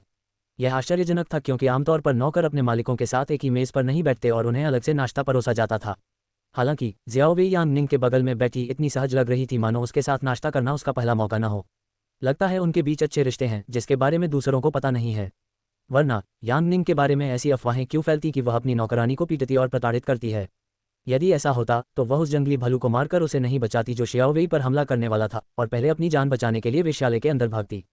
नहीं शुक्रिया लेडी यांग निंग, मैं आपके साथ चाय नहीं पी सकती। मुझे उम्मीद है कि आपको चाय और नाश्ता पसंद आएगा। इसके अलावा अगर आपको किसी और चीज़ की ज़रूरत हो तो नौकरानी को बता दीजिए, वह आपके लिए ला देगी। ठीक है, मैं ऐसा करूंगी, शुक्रिया, यांग निंग ने उस पर मुस्कुराकर कहा और गुलान दालान से बाहर चली गई। गुलान के मंडप से जाने के बाद एक नौकरानी हाथ में खाने की थाली लेकर लौटी। यांग निंग ने नौकरानी को झेंग लियांग के कक्ष में जाते हुए देखा और खाने की थाली पहरेदारों को देने से पहले उनसे कुछ कहा। गार्ड ने बाहर से कक्ष का ताला खोला और खाने की ट्रे झेंग लियांग को दे दी जो उसका दोपहर का भोजन था। यान निंग ने अपनी बाहें उठाईं और अनजाने में अपनी सीट से उठकर देखने लगी कि कब दरवाजा थोड़ा सा खुला। उसकी तरह जेंग लियांग भी बाहर झांकने का प्रयास कर रहा था और उसके होंठ यान निंग को अपनी ओर देखते हुए देखने के लिए मुड़ गए। गार्ड के उसके सामने दरवाज़ा बंद करने से पहले ही उसने उसकी एक झलक देख ली थी, लेकिन वह समझ गया था कि गुलाबी रंग की ड्रेस में वह कितनी खूबसूरत लग रही थी। वह बिल्कुल राजकुमारी लग रही थी। खैर, अब 2 महीने से भी कम समय में वह क्राउन प्रिंसेस बन जाएंगी, तो इसमें कोई शक नहीं कि वह असल में राजकुमारी बनेंगी। वह खुश था कि नौकरानी उसके लिए सही समय पर खाना लेकर आए। इसी वजह से उसे यांग निंग भी दिखी, जो उसे ही देख रही थी। दरवाजा बंद होने के बाद यांग निंग ने गहरी सांस ली। उसे थोड़ा अफसोस हुआ क्योंकि वह उसका चेहरा स्पष्ट रूप से नहीं देख पाई थी। हालांकि उसे खुशी थी कि कम से कम वह उसे देख तो पाए। उसे इस तरह देखते देखकर उसे अंदाजा हो गया कि वह अब तक उसकी बातें सुन रहा था। महल की उसकी यात्रा बेकार नहीं गई थी। वह उसके साथ जाना चाहती थी, चाहे ऐसा ही क्यों ना हो, क्योंकि 1 हफ्ते तक बिना किसी से बात किए अकेले समय बिताना बहुत निराशाजनक लगता है। वह नहीं चाहती कि उसे लगे कि वह अकेला है और उसे सब कुछ अकेले ही सहना होगा। उनके नंबर 1 प्रशंसक फैंगली और यांग निंग उनकी मदद के लिए आएंगे। यांग निंग फिर से अपनी सीट पर बैठ गई और चाय का एक घूंट लिया और फिर जियाओवेई की ओर मुड़कर पूछा, जियाओवेई, तुम बोर हो रही हो, है ना? चलो, मैं तुम्हें समय बिताने के लिए एक कहानी सुनाती हूँ। मैं कहानियाँ सुनाने में अच्छी हूँ। मुझे यकीन है कि तुम्हें ये पसंद आएगी, उसने कहा और अपनी आवाज़ थोड़ी ऊंची कर दी ताकि जेंग लियांग भी कहानी सुन सके। हाँ, एक कहानी, अचानक? ठीक है, प्लीज़ मुझे इसके बारे में बताओ। जियाओवेई हैरान थी कि यांग निंग अचानक उसे कहानी क्यों सुनाना चाहती है। वह बिल्कुल भी बोर नहीं हुई थी। वह चाय और ताज़े फलों का आनंद ले रही थी जो उन्हें परोसे गए थे। जब वह उन्हें खाने में व्यस्त है तो वह बोर कैसे हो सकती है? यांग निंग ने उस कमरे के दरवाजे की तरफ देखा जहां 2 पहरेदार बाहर पहरा दे रहे थे और उनके चेहरे पर गंभीर भाव थे। वह समझ नहीं पा रही थी कि वे इतनी देर तक बाहर खड़े रहने से नाराज थे या बस अपनी जिंदगी से थक चुके थे। उनका काम जितना दिखता है उससे कहीं ज्यादा थका देने वाला था। वह अपने हाव भावों पर उनकी तरह नियंत्रण नहीं रख पाती। उसने उनकी उदासीन अभिव्यक्तियों को नजरअंदाज कर दिया और जियाओवेई को अपनी कहानी सुनानी शुरू कर दी। एक महिला तीरंदाज थी जो मजबूत, चतुर और सुंदर थी। उसने शुरू किया। जियाओवेई ने अपनी बाहें उठाईं और पूछा, मजबूत? एक औरत कैसे मजबूत हो सकती है? क्या उन्हें सुंदर और कमजोर नहीं होना चाहिए? अगर वे मजबूत होंगी तो क्या वे पुरुष नहीं बन जाएंगी? यांग निंग ने अपनी जियाओवेई की तरफ देखा और उसके सवाल का जवाब देने से पहले अजीब तरह से हंसी। हाँ, ये कैसे संभव हो सकता है? अगर औरतें मजबूत नहीं होंगी तो वे बच्चे को कैसे जन्म देंगी? तुम्हें पता है कि यह कितना दर्दनाक होता है ना? तो कभी मत कहो कि औरतें मजबूत नहीं होती। वे मजबूत हो सकती हैं और फिर भी स्ट्रैंड और सुंदर हो सकती हैं। और अगर वे स्ट्रैंड न भी हों तो भी इससे उनकी स्ट्रैंडता कम नहीं हो जाती, समझे? उसने ये सुनिश्चित करने के लिए पूछा कि वह उसकी बात समझ रही है। वह समझ सकती थी कि वह किस नज़रिए से आ रही है। जिंदगी भर उसने यही सीखा है कि औरतों को सिर्फ खूबसूरत दिखने और कांच की तरह नाजुक रहने की इजाज़त है ताकि मर्द उनकी रक्षा कर सकें। जेंग लियांग, जो यांग निंग की बातें सुन रहा था, उसके होंठों पर आश्चर्य भरी मुस्कान आ गई क्योंकि उसे उम्मीद नहीं थी कि वह इस तरह के सवाल का जवाब देगी। छोटी उम्र से ही सभी कुलीन महिलाओं को एक महिला की तरह व्यवहार करना और अपनी स्त्रीत्व को बनाए रखने के लिए कांच की तरह नाजुक रहना सिखाया जाता था। हालांकि उसे आश्चर्य हुआ कि महिलाओं के प्रति उनकी मानसिकता इतनी मजबूत और स्ट्रैंड है। खैर, वह एक मजबूत और खूबसूरत महिला है। उसने मुस्कुराते हुए दोपहर का खाना खाते हुए उसकी कहानी सुनी और उसके आगे बोलने का इंतजार किया। तो मैं कहाँ थी? यांग निंग ने जियाओवेई की ओर देखते हुए पूछा और कहा, आह, अब मुझे याद आया। मैं कह रही थी कि वहाँ एक महिला थी जो मजबूत, स्मार्ट और सुंदर थी। वह महिला देश की सर्वश्रेष्ठ महिला तीरंदाज थी। वह अपनी तीरंदाजी में तेजी और सटीकता के लिए जानी जाती थी और उसे देश की शूरवीर कहा जाता था। यांग निंग ने अपनी कहानी सुनाते हुए गर्व से कहा। जियाओवेई ने उलझन में पलकें झपकाईं क्योंकि यांग निंग के शब्द उसके कानों में अजीब लग रहे थे। महिला तीरंदाज? क्या ऐसा भी कोई चीज़ है? क्या सिर्फ पुरुषों को ही शूरवीर नहीं माना जाता? उसने उलझन में पूछा। उसने ऐसी कहानी कभी नहीं सुनी। उसकी पत्नी को ऐसी अजीब कहानी कैसे पता चली जिसके बारे में वह खुद नहीं जानती? 107 चाय का समय। यांग निंग जियाओवेई के सवाल पर अजीब तरह से हंसी। ठीक है, इस दुनिया में कोई महिला तीरंदाज नहीं है। वह एक पल के लिए यह बात भूल गई। उसने अपने सवाल का जवाब सोचने के लिए दोनों हाथ जोड़े और बोली, जरूर हो सकता है। किसने कहा कि औरतें शूरवीर नहीं हो सकती? क्या पिछली बार मैंने धनुष बाण चलाकर तुम्हें नहीं बचाया था? क्या मैं औरत नहीं हूँ? उसने पूछा। तुम भी सही कह रही हो, तुमने मुझे बचाया। जियाओवेई ने सिर हिलाया क्योंकि उसकी बातें वाजिब लग रही थीं। लेकिन मिलीदी, तुम्हें धनुष बाण चलाना कैसे आता था? तुमने तो कभी सीखा ही नहीं। उसने वह सवाल पूछा जो उसे काफ़ी समय से परेशान कर रहा था। यांग निंग ने अपने होंठ भींच लिए मानो उसे उम्मीद ही नहीं थी कि जियाओवेई अचानक ये सवाल पूछेगा जिससे वो मुश्किल में पड़ जाएगी। वो बस उसे और जेंग लियांग को एक कहानी सुनाना चाहती थी ताकि उदास माहौल बदल जाए, लेकिन लगता है अब ये बातचीत अपना रुख बदल रही है। ओह मुझे लगा कि इसे इस्तेमाल करना सबसे आसान होगा, इसलिए मैंने अपनी सुरक्षा के लिए इसे हथियार के तौर पर चुना। हालांकि मुझे उम्मीद नहीं थी कि मैं तुम्हें जंगली भालू के हमले से बचाने के लिए इसका इस्तेमाल करूंगी। यांग निंग ने यथासंभव गंभीर दिखने की कोशिश करते हुए समझाया। मुझे लगता है कि उस समय की तात्कालिकता ने मुझे इसे सही तरीके से इस्तेमाल करने का साहस दिया और सौभाग्य से मैंने इसे अच्छी तरह से किया, भले ही यह मेरा पहला मौका था। वरना अगर मैं उस दिन शॉट चूक जाता तो बुरा हो सकता था, यांग निंग ने बताया। यांग निंग ने इसका जवाब तो बखूबी दिया, लेकिन झूठ बोलने के बाद भी उसके होंठ घबराहट से कांप रहे थे। उसे अपने करीबी लोगों से झूठ बोलना पसंद नहीं है, लेकिन जब से वह इस दुनिया में आई है वह लगातार किसी न किसी बात पर झूठ बोलती रही है। Dot dot dot dot dot. यदि ऐसा ही चलता रहा तो वह झूठ बोलने में माहिर हो जाएगी। फिर उस महिला तीरंदाजा का क्या हुआ? ज़ियाओवेई ने कहानी जानने की उत्सुकता बढ़ाते हुए पूछा। चूंकि यह एक नई कहानी थी जो उसने पहले कभी नहीं सुनी थी, इसलिए वह जानना चाहती थी कि आगे क्या होगा। यांग निंग मुस्कुराए और बोली, ठीक है, हम कहानी के बारे में बात कर रहे थे। एक दिन उस महिला तीरंदाज की एक सबसे करीबी दोस्त ने उसे धोखा दिया और उसे धोखेबाज बना दिया। उसकी उस दोस्त ने दावा किया कि वह लड़की असली तीरंदाज नहीं है और उसने झूठी उपलब्धियों और बेईमान तरीकों से यह उपाधि हासिल की है। उसने अपनी कड़वी सच्चाई को याद करते हुए आगे कहा, अगर वह अब अपनी दुनिया में लौट जाए तो क्या चीज़ें कुछ अलग होंगी। वह सोच रही थी। सबने उस पर धोखा देने और विश्वासघात करने का आरोप लगाया। जो लोग उसकी तारीफ करते थे अब उस पर पत्थर फेंक रहे थे और उसे गालियां दे रहे थे, उसे चोट पहुंचा रहे थे। उसकी आवाज़ भारी हो गई क्योंकि उसे अपने पुराने रूप पर बहुत बुरा लग रहा था। झेंग लियांग, जो यांग निंग की कहानी सुन रहा था, ने एक बार फिर दरवाजे के पास अपने कान लगा लिए और यांग निंग की बातें सुनने की कोशिश की, जो उसे मुश्किल से सुनाई दे रही थी क्योंकि वह धीमी आवाज में बोल रही थी। ऐसा क्यों लग रहा है जैसे वो अपनी ही कहानी सुना रही हो? वो उदास लग रही थी। उसने सोचा, क्योंकि अफवाहों में यांग निंग को एक ठंडे स्वभाव वाली महिला के रूप में दिखाया गया है और लोग हमेशा उसकी बुराई करते हैं, तो उसे कहानी की महिला से सहानुभूति होनी चाहिए। तो फिर लड़की ने ऐसी स्थिति कैसे संभाली? क्या उसने लड़की से बदला लिया या फिर अपनी बेगुनाही साबित कर दी? ज़ियाओवेई ने पूछा। झेंग लियांग उसकी कहानी सुन रहा था, तभी यांग निंग ने अपना गला साफ किया और अपनी कहानी जारी रखी। वह उस लड़की से बदला नहीं ले सकती थी। वह ऐसा कभी नहीं चाहती थी। हालांकि वह दुनिया के सामने अपनी बेगुनाही साबित करना चाहती थी और अपने परिवार पर गर्व करना चाहती थी। हालांकि उसे ऐसा करने का कभी मौका नहीं मिला। एक दिन वह लड़की अपने कमरे में अकेली थी और एक रोमांस वाली किताब पढ़ रही थी, वैसी ही जैसी आप अपने बिस्तर के नीचे छिपा कर रखते हैं। तुमने मुझे पिछली बार इसके बारे में बताया था ना? यांग निंग ने कहा, जिससे ज़ियाओवेई का चेहरा शर्म से लाल हो गया। माय लेडी, ज़ियाओवेई ने शर्मिंदगी से कहा और अपना चेहरा ढक लिया क्योंकि उसे लगा कि सबकी नज़रें उस पर टिकी हैं। यांग निंग ने ज़ियाओवेई की प्रतिक्रिया देखकर हंसते हुए अपनी कहानी जारी रखी। किताब पढ़ते पढ़ते लड़की सो गई। जब वह उठी तो वह दुनिया की सर्वश्रेष्ठ महिला तीरंदाज़ा नहीं थी। ज़ियाओवेई ने उत्सुकता से उसकी ओर देखा और सस्पेंस भरे माहौल से बेचैन हो रही थी। तो फिर वो क्या बन गई? एक जानवर? उसने अपनी बड़ी चमकती उत्सुक आंखों से उसे देखते हुए पूछा। झेंग लियांग भी इंतजार कर रहा था कि वो बताएगी कि आगे क्या हुआ। उसे कहानियां पढ़ना पसंद नहीं है, लेकिन अगर लेडी यांग निंग उसे कहानी सुना रही हैं तो बुरा नहीं है। यांग निंग उसकी बातों पर हंसी और बोली, जब वह जागी तो वह उपन्यास की दुनिया में थी और उपन्यास की खलनायक बन गई थी। वह दयनीय खलनायक, जिससे सब नफरत करते थे और जिसने जिंदगी में बहुत कुछ सहा था। खिलाड़ी जल्द ही मरने वाला है। तुम्हें क्या लगता है लड़की आखिर में खुद को मारे जाने से बचाने के लिए क्या करेगी? यांग निंग ने पूछा। ज़ियाओवेई ने आंखें झपकाईं और कहानी सुनकर मंत्रमुग्ध हो गई। उसने पहले कभी इतनी दिलचस्प कहानी नहीं सुनी थी। आसपास खड़ी नौकरानियां भी उत्सुक थीं कि आगे क्या होगा। झेंग लियांग के कक्ष के बाहर पहरा दे रहे पहरेदार भी एक दूसरे को देखकर कहानी का अंत जानना चाहते थे। कमरे में बैठे झेंग लियांग भी कहानी में डूबते हुए अपनी मुठ्ठियां भींच रहा था। हर कोई कहानी का अगला भाग जानने के लिए उत्सुक था। ज़ियाओवेई ने यांग निंग की ओर देखा और पूछा, वह क्या करेगी? यांग निंग ने उसे उम्मीद भरी निगाहों से देखते हुए मुस्कुराकर पूछा कि आखिर क्या होगा। उसने कहा, लड़की खुद उपन्यास की नायिका बनने और राजकुमार से शादी करने की कोशिश करेगी। यही एकमात्र तरीका है जिससे वह खुद को मारे जाने से बचा सकती है। ज़ियाओवेई ने सिर हिलाया और समझ गई कि प्रतिपक्षी ऐसा कदम क्यों उठाएगी। खुद को बचाना प्राथमिकता होनी चाहिए। आखिर में क्या होता है? क्या वह बच जाती है और राजकुमार के साथ खुशी से रहती है या अपनी दुनिया में वापस चली जाती है? ज़ियाओवेई ने उत्साह से पूछा। लेकिन अगर वह अपनी दुनिया में वापस चली गई तो क्या उसका अंत दुखद नहीं होगा? उसने पूछा। यांग निंग ने उसे आश्चर्य से देखा और पूछा, यह एक दुखद अंत क्यों होगा? क्या यह एक सुखद अंत नहीं होगा यदि वह अपनी दुनिया में अपने परिवार के पास वापस चली जाए? अगर वह अपनी दुनिया में वापस चली गई तो राजकुमार का क्या होगा? उसके पति और उसके प्यारे परिवार का क्या होगा? अगर उनका प्यार कामयाब नहीं हुआ तो क्या इसका अंत दुखद नहीं होगा? ज़ियाओवेई ने पूछा। बाकी नौकरानियों ने भी सिर हिलाया क्योंकि वे भी इसके बारे में जानने के लिए उत्सुक थीं। एक दुखद अंत बहुत दुखद होगा। यांग निंग ने अपने होंठ भींच लिए, मानो वह इसके बारे में सोच ही न रही हो। अगर वह वापस चली गई तो इस दुनिया के लोगों का क्या होगा? क्या वे हमेशा किसी उपन्यास के पात्र ही रहेंगे?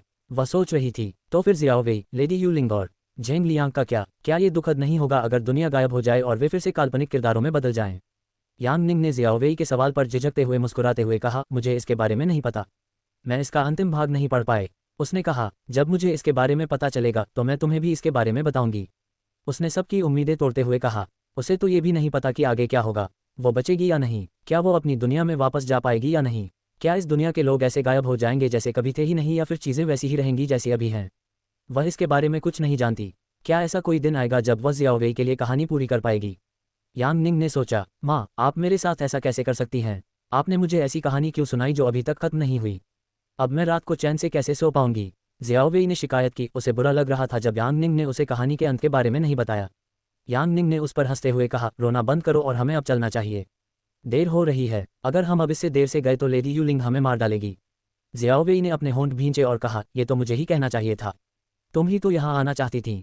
यांग निंग ने कक्ष के दरवाजे की ओर देखा और चिल्लाया, जियाओवेई, हम कल फिर आएंगे अगर लेडी यूलिंग हमें आने की अनुमति देती हैं। लेकिन अगर हम ऐसा न भी करें तो भी किसी बात की चिंता मत करो, ये समय भी जल्द ही बीत जाएगा। अपना खाना समय पर खाना सुनिश्चित करो ताकि तुम बीमार न पड़ो। ठीक है, यांग निंग ने झेंग लियांग के कक्ष के दरवाजे की ओर देखते हुए ऊंची आवाज में पूछा। जियाओवेई ने आश्चर्य से उसकी ओर देखा और कहा, मिलेडी, मुझे नहीं पता था कि तुम मेरी इतनी चिंता करती हो। चिंता मत करो, मैं समय पर खाना खा लूंगा और तुम्हें परेशान नहीं करूंगा। उसने भावुक होते हुए कहा कि उसकी मालकिन उसकी इतनी चिंता करती है। यांग निंग ने उस पर मुस्कुराया और उसके काल्पनिक बुलबुले को तोड़ने के लिए कुछ नहीं कहा। इस बीच झेंग लियांग जो अपने कक्ष में था उसके विदाई शब्द सुनकर मुस्कुराया और धीमी आवाज में उत्तर दिया, मैं अपना ख्याल रखूंगा लेडी यांग निंग। 108 दुल्हन बनने की तैयारी। -1 महीने बाद यांग निंग अपने कक्ष में बिस्तर पर लेटी हुई थी और अपने बिस्तर के सफ़ेद और पारदर्शी पर्दे की छतरी को घूर रही थी। उसके पिछले बिस्तर के विपरीत, जिसमें एक सख्त गद्दा और एक तकिया था जिस पर सोना मुश्किल था, इस बिस्तर में न केवल एक नर्म और आरामदायक गद्दा है बल्कि कई तकिए और कुशन भी हैं जो उसे रात में एक बच्चे की तरह सोने में मदद करते हैं।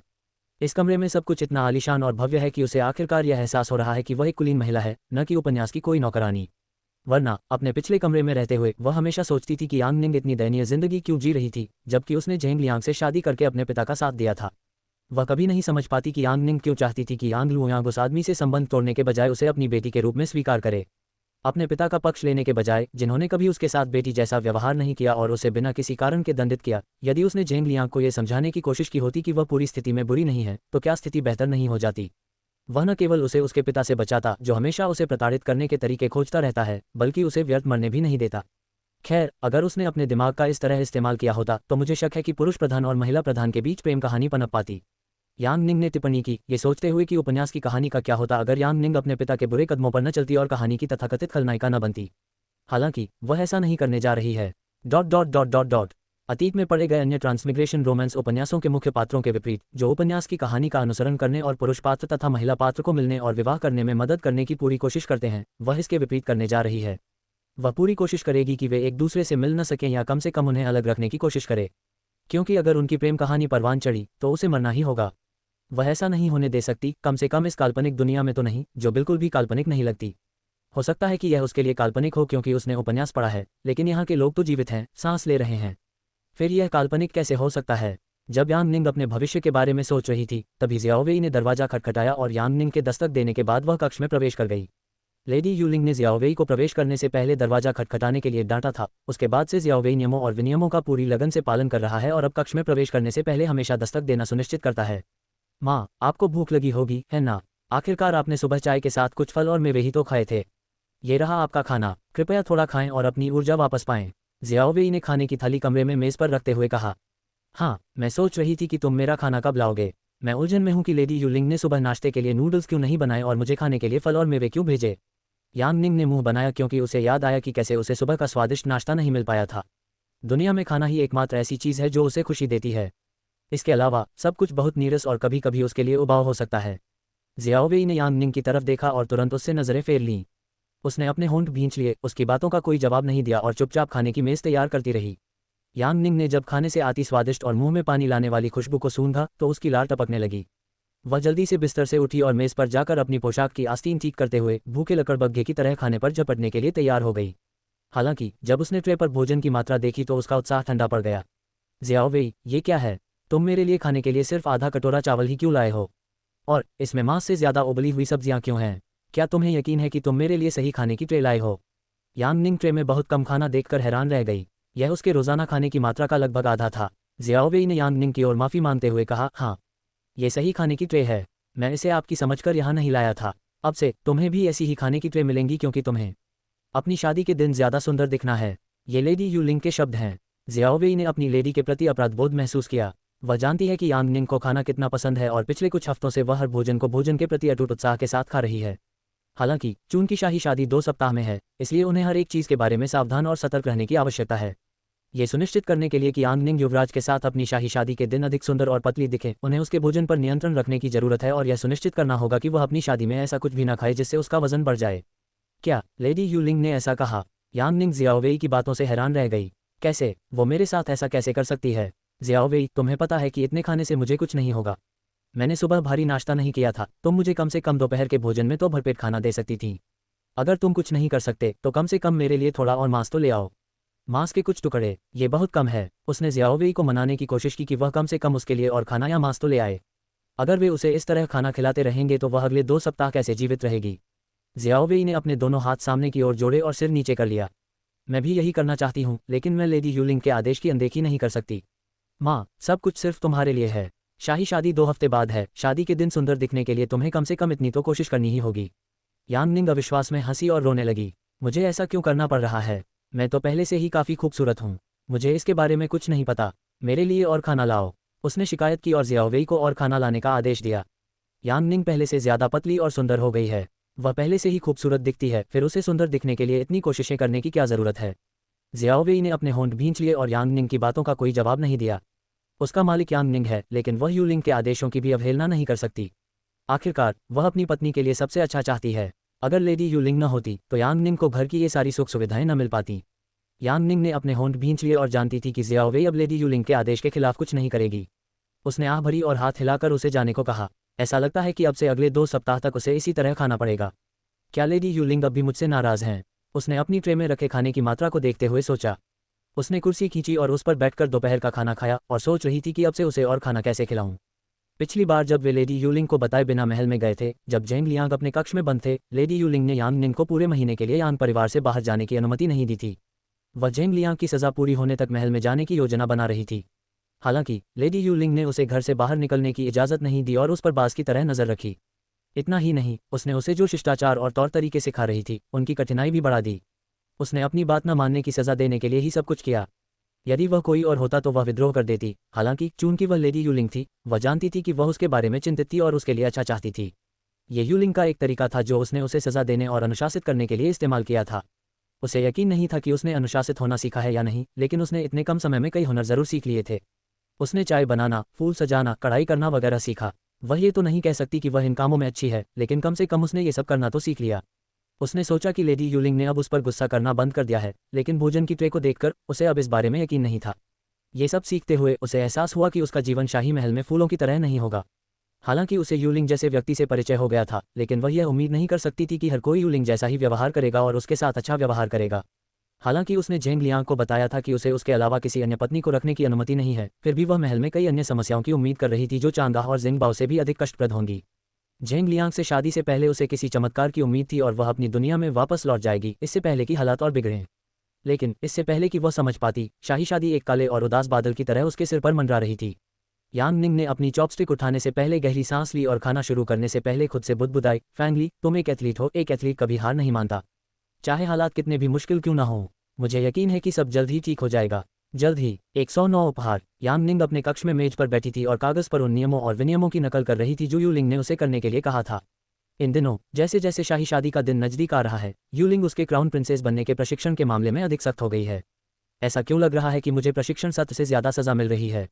यांग निंग ने थकान से कराहते हुए ब्रश एक तरफ रख दिया और अपनी सुन्न उंगलियों और दुखती गर्दन को तान दिया। वह पिछले 3 घंटों से यही कर रही है और जब ये काम पूरा हो जाता है तो गहरी सांस छोड़ती है। आखिरकार राजमहल के नियम कानूनों की किताब इतनी मोटी क्यों होती है?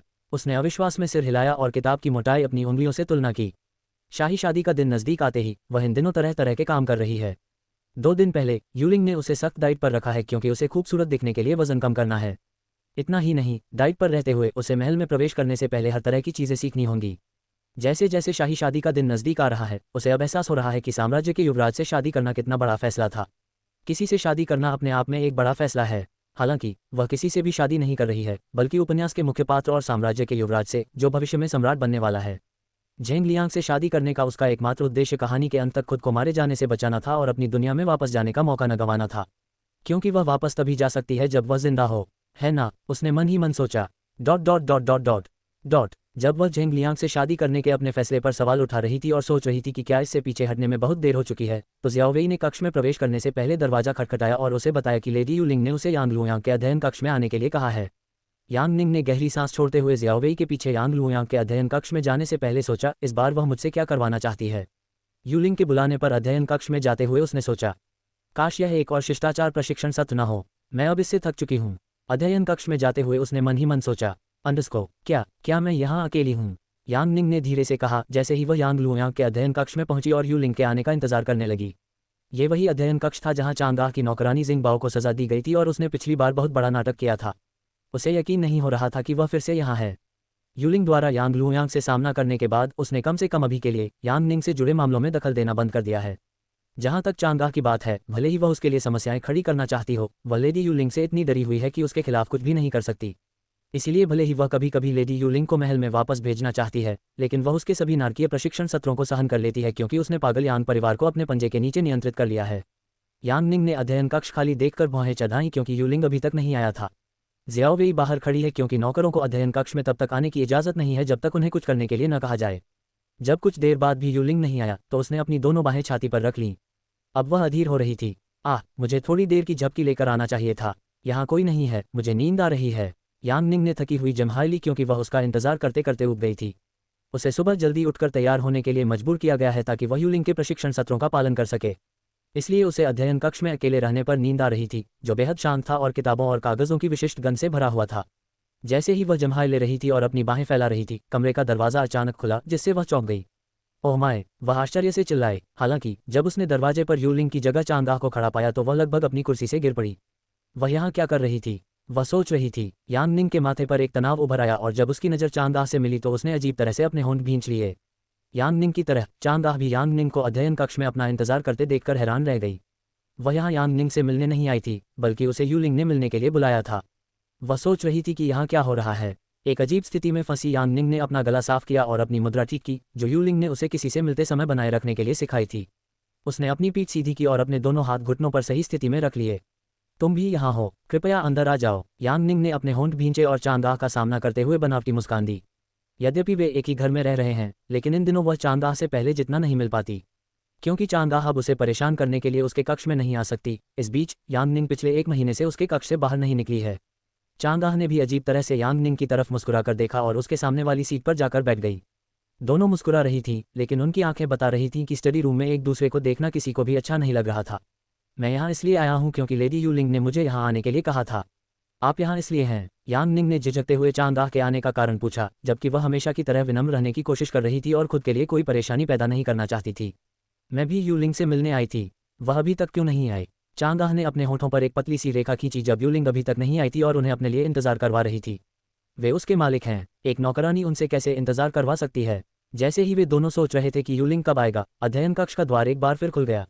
यांग निंग ने मुड़कर लेडी यूलिंग को देखा जो अंततः वहां पहुंची और मुस्कुराई। उसने राहत की सांस ली क्योंकि वह कमरे के घुटन भरे माहौल से थक चुकी थी। यूलिंग यांग निंग और चांगाह दोनों को कमरे में देखकर मुस्कुराए। वह कमरे के अंदर चली गई और मेज पर बीच में बैठ गई ताकि स्वाभाविक रूप से उन लोगों का सामना कर सके जो एक दूसरे के सामने असहज लग रहे थे और उनसे बात कर सके। चांगाह ने अपने होंठ भींच लिए जब यूलिंग आराम से यूलिंग की मेज पर मुख्य सीट पर बैठ गया। वह तो मात्र एक दरबारी महिला है, लेकिन वह ऐसे व्यवहार करती है जैसे कि वह किसी महान घराने से संबंधित हो। लेडी यूलिंग, आपने मुझे यहाँ मिलने के लिए क्यों बुलाया? अगर आपको मुझसे कुछ बात करनी होती तो आप मेरे कमरे में आ सकती थीं। चांगाह ने अपनी अप्रिय भावनाएं व्यक्त की। वह खुद को अध्ययन कक्ष में आने के लिए कहने के बारे में क्या सोचती है? यूलिंग ने चांगाह के प्रश्न का उत्तर देने से पहले यांग निंग की ओर देखा। मैंने श्रीमती यांग को अध्ययन कक्ष में आने के लिए कहा है क्योंकि मुझे आपसे कुछ बातें करनी हैं। मुझे लगता है कि लेडी यांग निंग का भी इस बातचीत में शामिल होना बेहतर होगा। आखिरकार यह उनसे जुड़ा मामला है, इसीलिए मैंने आप दोनों को अध्ययन कक्ष में आने के लिए कहा था, उसने कहा। यांग निंग ने अपनी बाहें उठाईं और सोचा कि लेडी यूलिंग को उनके साथ क्या बात करनी है। क्या बात है? चांगाह ने झिझकते हुए पूछा, सोच रही थी कि आखिर यूलिंग इतना रहस्यमयी व्यवहार क्यों कर रहा है, क्योंकि जब भी यह औरत किसी भी चीज़ के बारे में बात करती है तो वह कभी अच्छी नहीं होती। यूलिंग मेज पर झुक गया और चांगाह की आंखों में ठंडी निगाहों से देखने लगा, फिर बोला, जब मैं शादी के बाद शाही महल में भेजे जाने वाले उपहारों की सूची देख रहा था तो मुझे कुछ पता चला। यूलिंग की बातें सुनकर चांगाह का चेहरा पीला पड़ गया। ऐसा क्यों लग रहा है कि उसे पता है कि वह क्या कहने वाली है? यांग निंग ने अपनी बाहें उठाईं और उलझन में पूछा, तुम्हें क्या पता चला? यूलिंग के होंठ मुस्कुराहट में मुड़ गए, इससे पहले कि वह चांगाह की ओर देखती और कहती, श्रीमती यांग, क्या आप शादी के बाद लेडी यांग निंग के साथ शाही महल में जाने वाले उपहारों की व्यवस्था करने के प्रभारी नहीं थी? तो तुम इसके बारे में क्या कहना चाहती हो? चांगाह ने चिढ़कर पूछा। वह उसके मामलों में इतना दखल क्यों दे रही है? शादी के बाद शाही महल में भेजे जाने वाले उपहारों का निरीक्षण करते समय मुझे पता चला कि मंत्री यांग द्वारा दी गई सूची में उल्लिखित कई उपहार उस भंडारण कक्ष से गायब हैं जहां उपहार रखे गए थे। सूची से केवल महंगे और कीमती उपहार ही क्यों गायब हैं? यूलिंग ने ठंडे स्वर में पूछा, क्योंकि उसने चांगाह के इरादों पर सवाल उठाया था जिससे उसका चेहरा फीका पड़ गया। 110 उपहार दो। सूची से केवल महंगे उपहार ही क्यों गायब हैं? जब यूलिंग ने चांगाह से पूछा तो उसकी आवाज़ ठंडी हो गई। यद्यपि चांगाह घर की मालकिन है, फिर भी वह यांग घर में नौकर के रूप में काम नहीं कर रही है। वह यहाँ यांग निंग की सेवा करने आई है और उसकी वफादारी सिर्फ उसी के प्रति है। भले ही यांग लुयांग के बाद चांगाह घराने की मुखिया हो, फिर भी उसे शाही शादी के दहेज की सूची में शामिल गायब उपहारों के बारे में चांगाह से सवाल करने का पूरा हक है। आखिरकार वे उपहार यांग निंग के हैं। यूलिंग ने चेहरे पर कठोर भाव के साथ चांगाह से प्रश्न पूछा तो कमरे में असहज शांति छा गई। यांग निंग यूलिंग द्वारा चांगाह से गुम हुए उपहारों के बारे में पूछे गए सवाल से हैरान थी। वह समझ सकती थी कि महाराज ने उसे इतने लंबे समय तक अपने पास क्यों रखा है और जेंग लियांग उसके साथ अन्य दरबारी महिलाओं से अलग व्यवहार क्यों करता है, क्योंकि वह जो भी करती है उसमें अपना सब कुछ झोंक देती है। जब यांग निंग यूलिंग के सीधेपन की प्रशंसा कर रही थी, यूलिंग के पूछताछ वाले सवाल पर चांगाह का चेहरा पीला पड़ गया। उसे इसके बारे में कैसे पता चला? उसने अपने निचले होंठ को काटा और आश्चर्य व्यक्त किया कि यूलिंग को ये बात इतनी जल्दी कैसे पता चल गई। ... उसने सोचा था कि कोई भी यह नहीं बता पाएगा कि सूची में कुछ उपहार गायब हैं, क्योंकि हर कोई शादी की तैयारियों में व्यस्त था, जो अब 2 सप्ताह से भी कम समय में होने वाली है। यूलिंग को इसके बारे में कैसे पता चला? शाही शादी की तैयारी के लिए कर्तव्यों का निर्णय करते समय यांग लुयांग ने उसे शादी के लिए दहेज उपहार तैयार करने का प्रभार सौंपा और इसके लिए उसे उचित बजट आवंटित किया। चूंकि यह शाही शादी थी, इसलिए उन्होंने बजट कम नहीं रखा और शादी के लिए दहेज के उपहार तैयार करने के लिए पर्याप्त धन दिया। दहेज के ये उपहार न केवल उनकी बेटी के प्रति उनके प्यार और आशीर्वाद का प्रतीक हैं, बल्कि शाही दरबार में उनकी प्रतिष्ठा भी बढ़ाएंगे। ये उपहार यांग निंग को आशीर्वाद देने तथा उसके सुखी वैवाहिक जीवन की कामना करने से अधिक अन्य मंत्रियों के सामने उसकी संपत्ति का प्रदर्शन करने के लिए थे। जब उसकी प्रतिष्ठा दांव पर लगी हो तो वह दहेज के उपहारों के लिए बजट कम कैसे कर सकता है? चांगाह को जब बजट दिया गया तो उसने कुछ नहीं कहा। हालांकि जब वह उपहार खरीदने बाजार गई तो उसे एहसास हुआ कि सब कुछ बहुत महंगा था और सूची में दिए गए उपहार इतने आलीशान थे कि यांग निंग उनका इस्तेमाल नहीं कर सकती थी। यांग निंग को दहेज में इतने सारे नए कपड़े और गहने नहीं चाहिए। वैसे भी वह ज़्यादा नए कपड़े या गहने पहनती नहीं है, अंततः वे सब बर्बाद हो जाएंगे। इसीलिए उसने यांग निंग के दहेज में मिलने वाले महंगे और आलीशान उपहारों को नकारने का फैसला किया। वह उस लड़की के लिए उपहारों पर अपना कीमती पैसा क्यों बर्बाद करेगी जो उसका सम्मान ही नहीं करती और उसे अपनी मां नहीं मानती। इसके अलावा उन्हें यकीन था कि भले ही वे शादी पर ज़्यादा खर्च न करें, लेकिन दोनों परिवारों के बीच शादी भव्य और शाही होगी। यांग निंग की शादी शाही परिवार में हो रही है, जो पहले से ही बहुमूल्य रत्नों और आभूषणों से भरा पड़ा है। उसे और क्या चाहिए? इसलिए उसने शादी के उपहारों पर कुछ पैसे बचाने का फैसला किया और उन्हें अपने पास सुरक्षित रख लिया। वह इस अतिरिक्त बजट से अपने लिए कुछ आभूषण और अपने बेटे के लिए कुछ उपहार खरीदने की योजना बना रही थी, जो यांग निंग की शाही शादी में शामिल होने के लिए जल्द ही वापस आ रहा है। लेकिन यूलिंग को सब कुछ कैसे पता चला? उसने इस बात को बड़ी सावधानी से छुपाया ताकि शाही शादी से पहले किसी को पता न चले। यदि यांग लुयांग को पता चल गया कि उसने दिए गए बजट में सभी उपहार नहीं खरीदे और उन्हें अपने पास ही रख लिया, तो वह अगली बार उसे इतनी महत्वपूर्ण जिम्मेदारी नहीं सौंपेगा। घबराहट में चांगाह का गला सूख गया। उसने यूलिंग के सवाल का जवाब देने के लिए गला साफ किया और बोली, क्या मतलब है तुम्हारा? क्यों? तुम मुझसे ये सवाल क्यों पूछ रहे हो? यूलिंग पर पलटवार करने की कोशिश करते हुए वह हकलाने लगी। मैंने तोहफे सिर्फ उस सूची और बजट के हिसाब से तैयार किए थे जो मुझे दिया गया था। मुझे कैसे पता चलेगा कि कुछ छूट गया है या नहीं? उसने पलटकर पूछा। अगर उसने ऐसा किया भी है तो क्या यूलिंग के पास इसका सबूत है? जब तक उसके पास उसके खिलाफ कोई सबूत नहीं है, वह उसके साथ कुछ नहीं कर सकती। क्या तुम मुझ पर यांग निंग की शादी के तोहफों को ठीक से न सजाने का झूठा आरोप लगा रही हो, सिर्फ इसलिए कि मैं उसकी जैविक मां नहीं हूं? तुम मेरे बारे में इतनी बेतुकी बात कैसे सोच सकती हो? चांगाह यूलिंग की बातों से नाराज हो गई और उसने उससे ही सवाल कर दिया। तुम खुद को क्या समझती हो? लेडी यूलिंग, यह मत भूलना कि मैं यांग परिवार की मालकिन हूं और तुम बस एक साधारण दरबारी महिला हो। कुछ चीज़ें ऐसी होती हैं जिनमें तुम्हें दखल नहीं देना चाहिए। तुम यहाँ यांग निंग को शाही महल के शिष्टाचार और एक पतिव्रता पत्नी बनने का तरीका सिखाने आए हो। तुम्हें सिर्फ उसी पर ध्यान देना चाहिए। मुझे अपने परिवार को कैसे संभालना है ये सिखाने की कोशिश मत करो, चांगाह ने सख्ती से कहा और यूलिंग को चेतावनी दी कि वह अपने काम से काम रखे और यांग निंग को सिर्फ शाही तौर तरीकों और शिष्टाचार के अनुसार ही प्रशिक्षित करे। यांग निंग ने अपनी बाहें उठाईं और देख रही थी कि कैसे चांगाह अपने कार्यों का बचाव करने की कोशिश कर रही थी और यूलिंग को यह बताने की कोशिश कर रही थी कि वह अपने काम से काम रखे, क्योंकि वह यांग परिवार में आई थी। यद्यपि वह यूलिंग के आरोपों को स्वीकार नहीं कर रही थी, लेकिन जिस तरह से वह यूलिंग से नजरें मिलाने से बच रही थी और अपना बचाव करते समय हकला रही थी, उससे ये स्पष्ट था कि उसने अपने लिए कुछ बजट बचाया था। वह कितनी धोखेबाज है। यूलिंग ने चांगाह की बातें बड़ी गंभीरता से सुनी और कुछ नहीं कहा। यह पहली बार नहीं था जब वह चांगाह जैसे बेशर्म इंसान से निपट रही थी। यदि वह उच्च शक्ति वाले मंत्रियों से आसानी से भयभीत हो जाने वाली व्यक्ति होती तो वह शाही महल में वर्षों तक जीवित नहीं रह पाती, जो कि यांग परिवार से भी अधिक क्रूर है, जिसकी तुलना शाही महल के सामने कुछ भी नहीं है। 1 मिनट की घुटन भरी खामोशी के बाद यूलिंग मेज पर आगे झुकी और मुस्कुराते हुए बोली, आप सही कह रही हैं। मैं यहाँ लेडी यांग निंग को शिष्टाचार और तौर तरीके सिखाने आई हूँ, जो उन्हें महल में प्रवेश करने से पहले जानने जरूरी हैं। चांगाह ने राहत की सांस ली और खुश हुई कि यूलिंग उसके पीछे छिपे अर्थ को समझ गया। हालांकि यूलिंग के अगले उत्तेजक शब्द सुनते ही उसका चेहरा पीला पड़ गया। हालांकि उसे शिष्टाचार सिखाने के साथ साथ मैं जेंग साम्राज्य की भावी युवराज की सेवा करने के लिए भी यहाँ हूँ। मुख्य दरबारी महिला होने के नाते मैं किसी को भी हमारी राजकुमारी का अपमान करने की इजाज़त नहीं दे सकती, उसके साथ हल्केपन से पेश आकर और उसके दहेज के उपहारों में हेराफेरी करके, चाहे वह आपकी क्यों न हो, श्रीमती यांग, उसने ठंडे स्वर में कहा, जिससे चांगाह का जबड़ा चिंता से अकड़ गया। चांगाह को पसीने से तरबतर देखकर यूलिंग ने गहरी सांस छोड़ते हुए कहा, श्रीमती यांग, मैंने आपसे इस मामले में पूछताछ करने के लिए यहाँ फ़ोन नहीं किया था। मैं बस आपको ये समझाना चाहता था कि शाही शादी बस 2 हफ्ते बाद है और मैं नहीं चाहता कि उस समय कुछ भी गलत हो। मुझे उम्मीद है कि आप इसे समझ पाएंगे और दहेज के उपहारों को उसी के अनुसार तैयार करेंगे। वरना अगर मुझे फिर से पता चला कि सूची से कुछ चीज़ें छूट गई हैं, तो मुझे इस मामले की सूचना मंत्री यांग और महामहिम को देनी पड़ेगी। मुझे यकीन है कि श्रीमती यांग अगली बार महामहिम से पूछताछ नहीं चाहेंगी, है ना श्रीमती यांग? यूलिंग ने चांगाह को धमकी दी कि अगर वह अगली बार महामहिम से सज़ा नहीं चाहती तो उसे होश में आना होगा। यांग निंग के सामने इस तरह से बुलाए जाने पर चांगाह का चेहरा शर्म से लाल हो गया।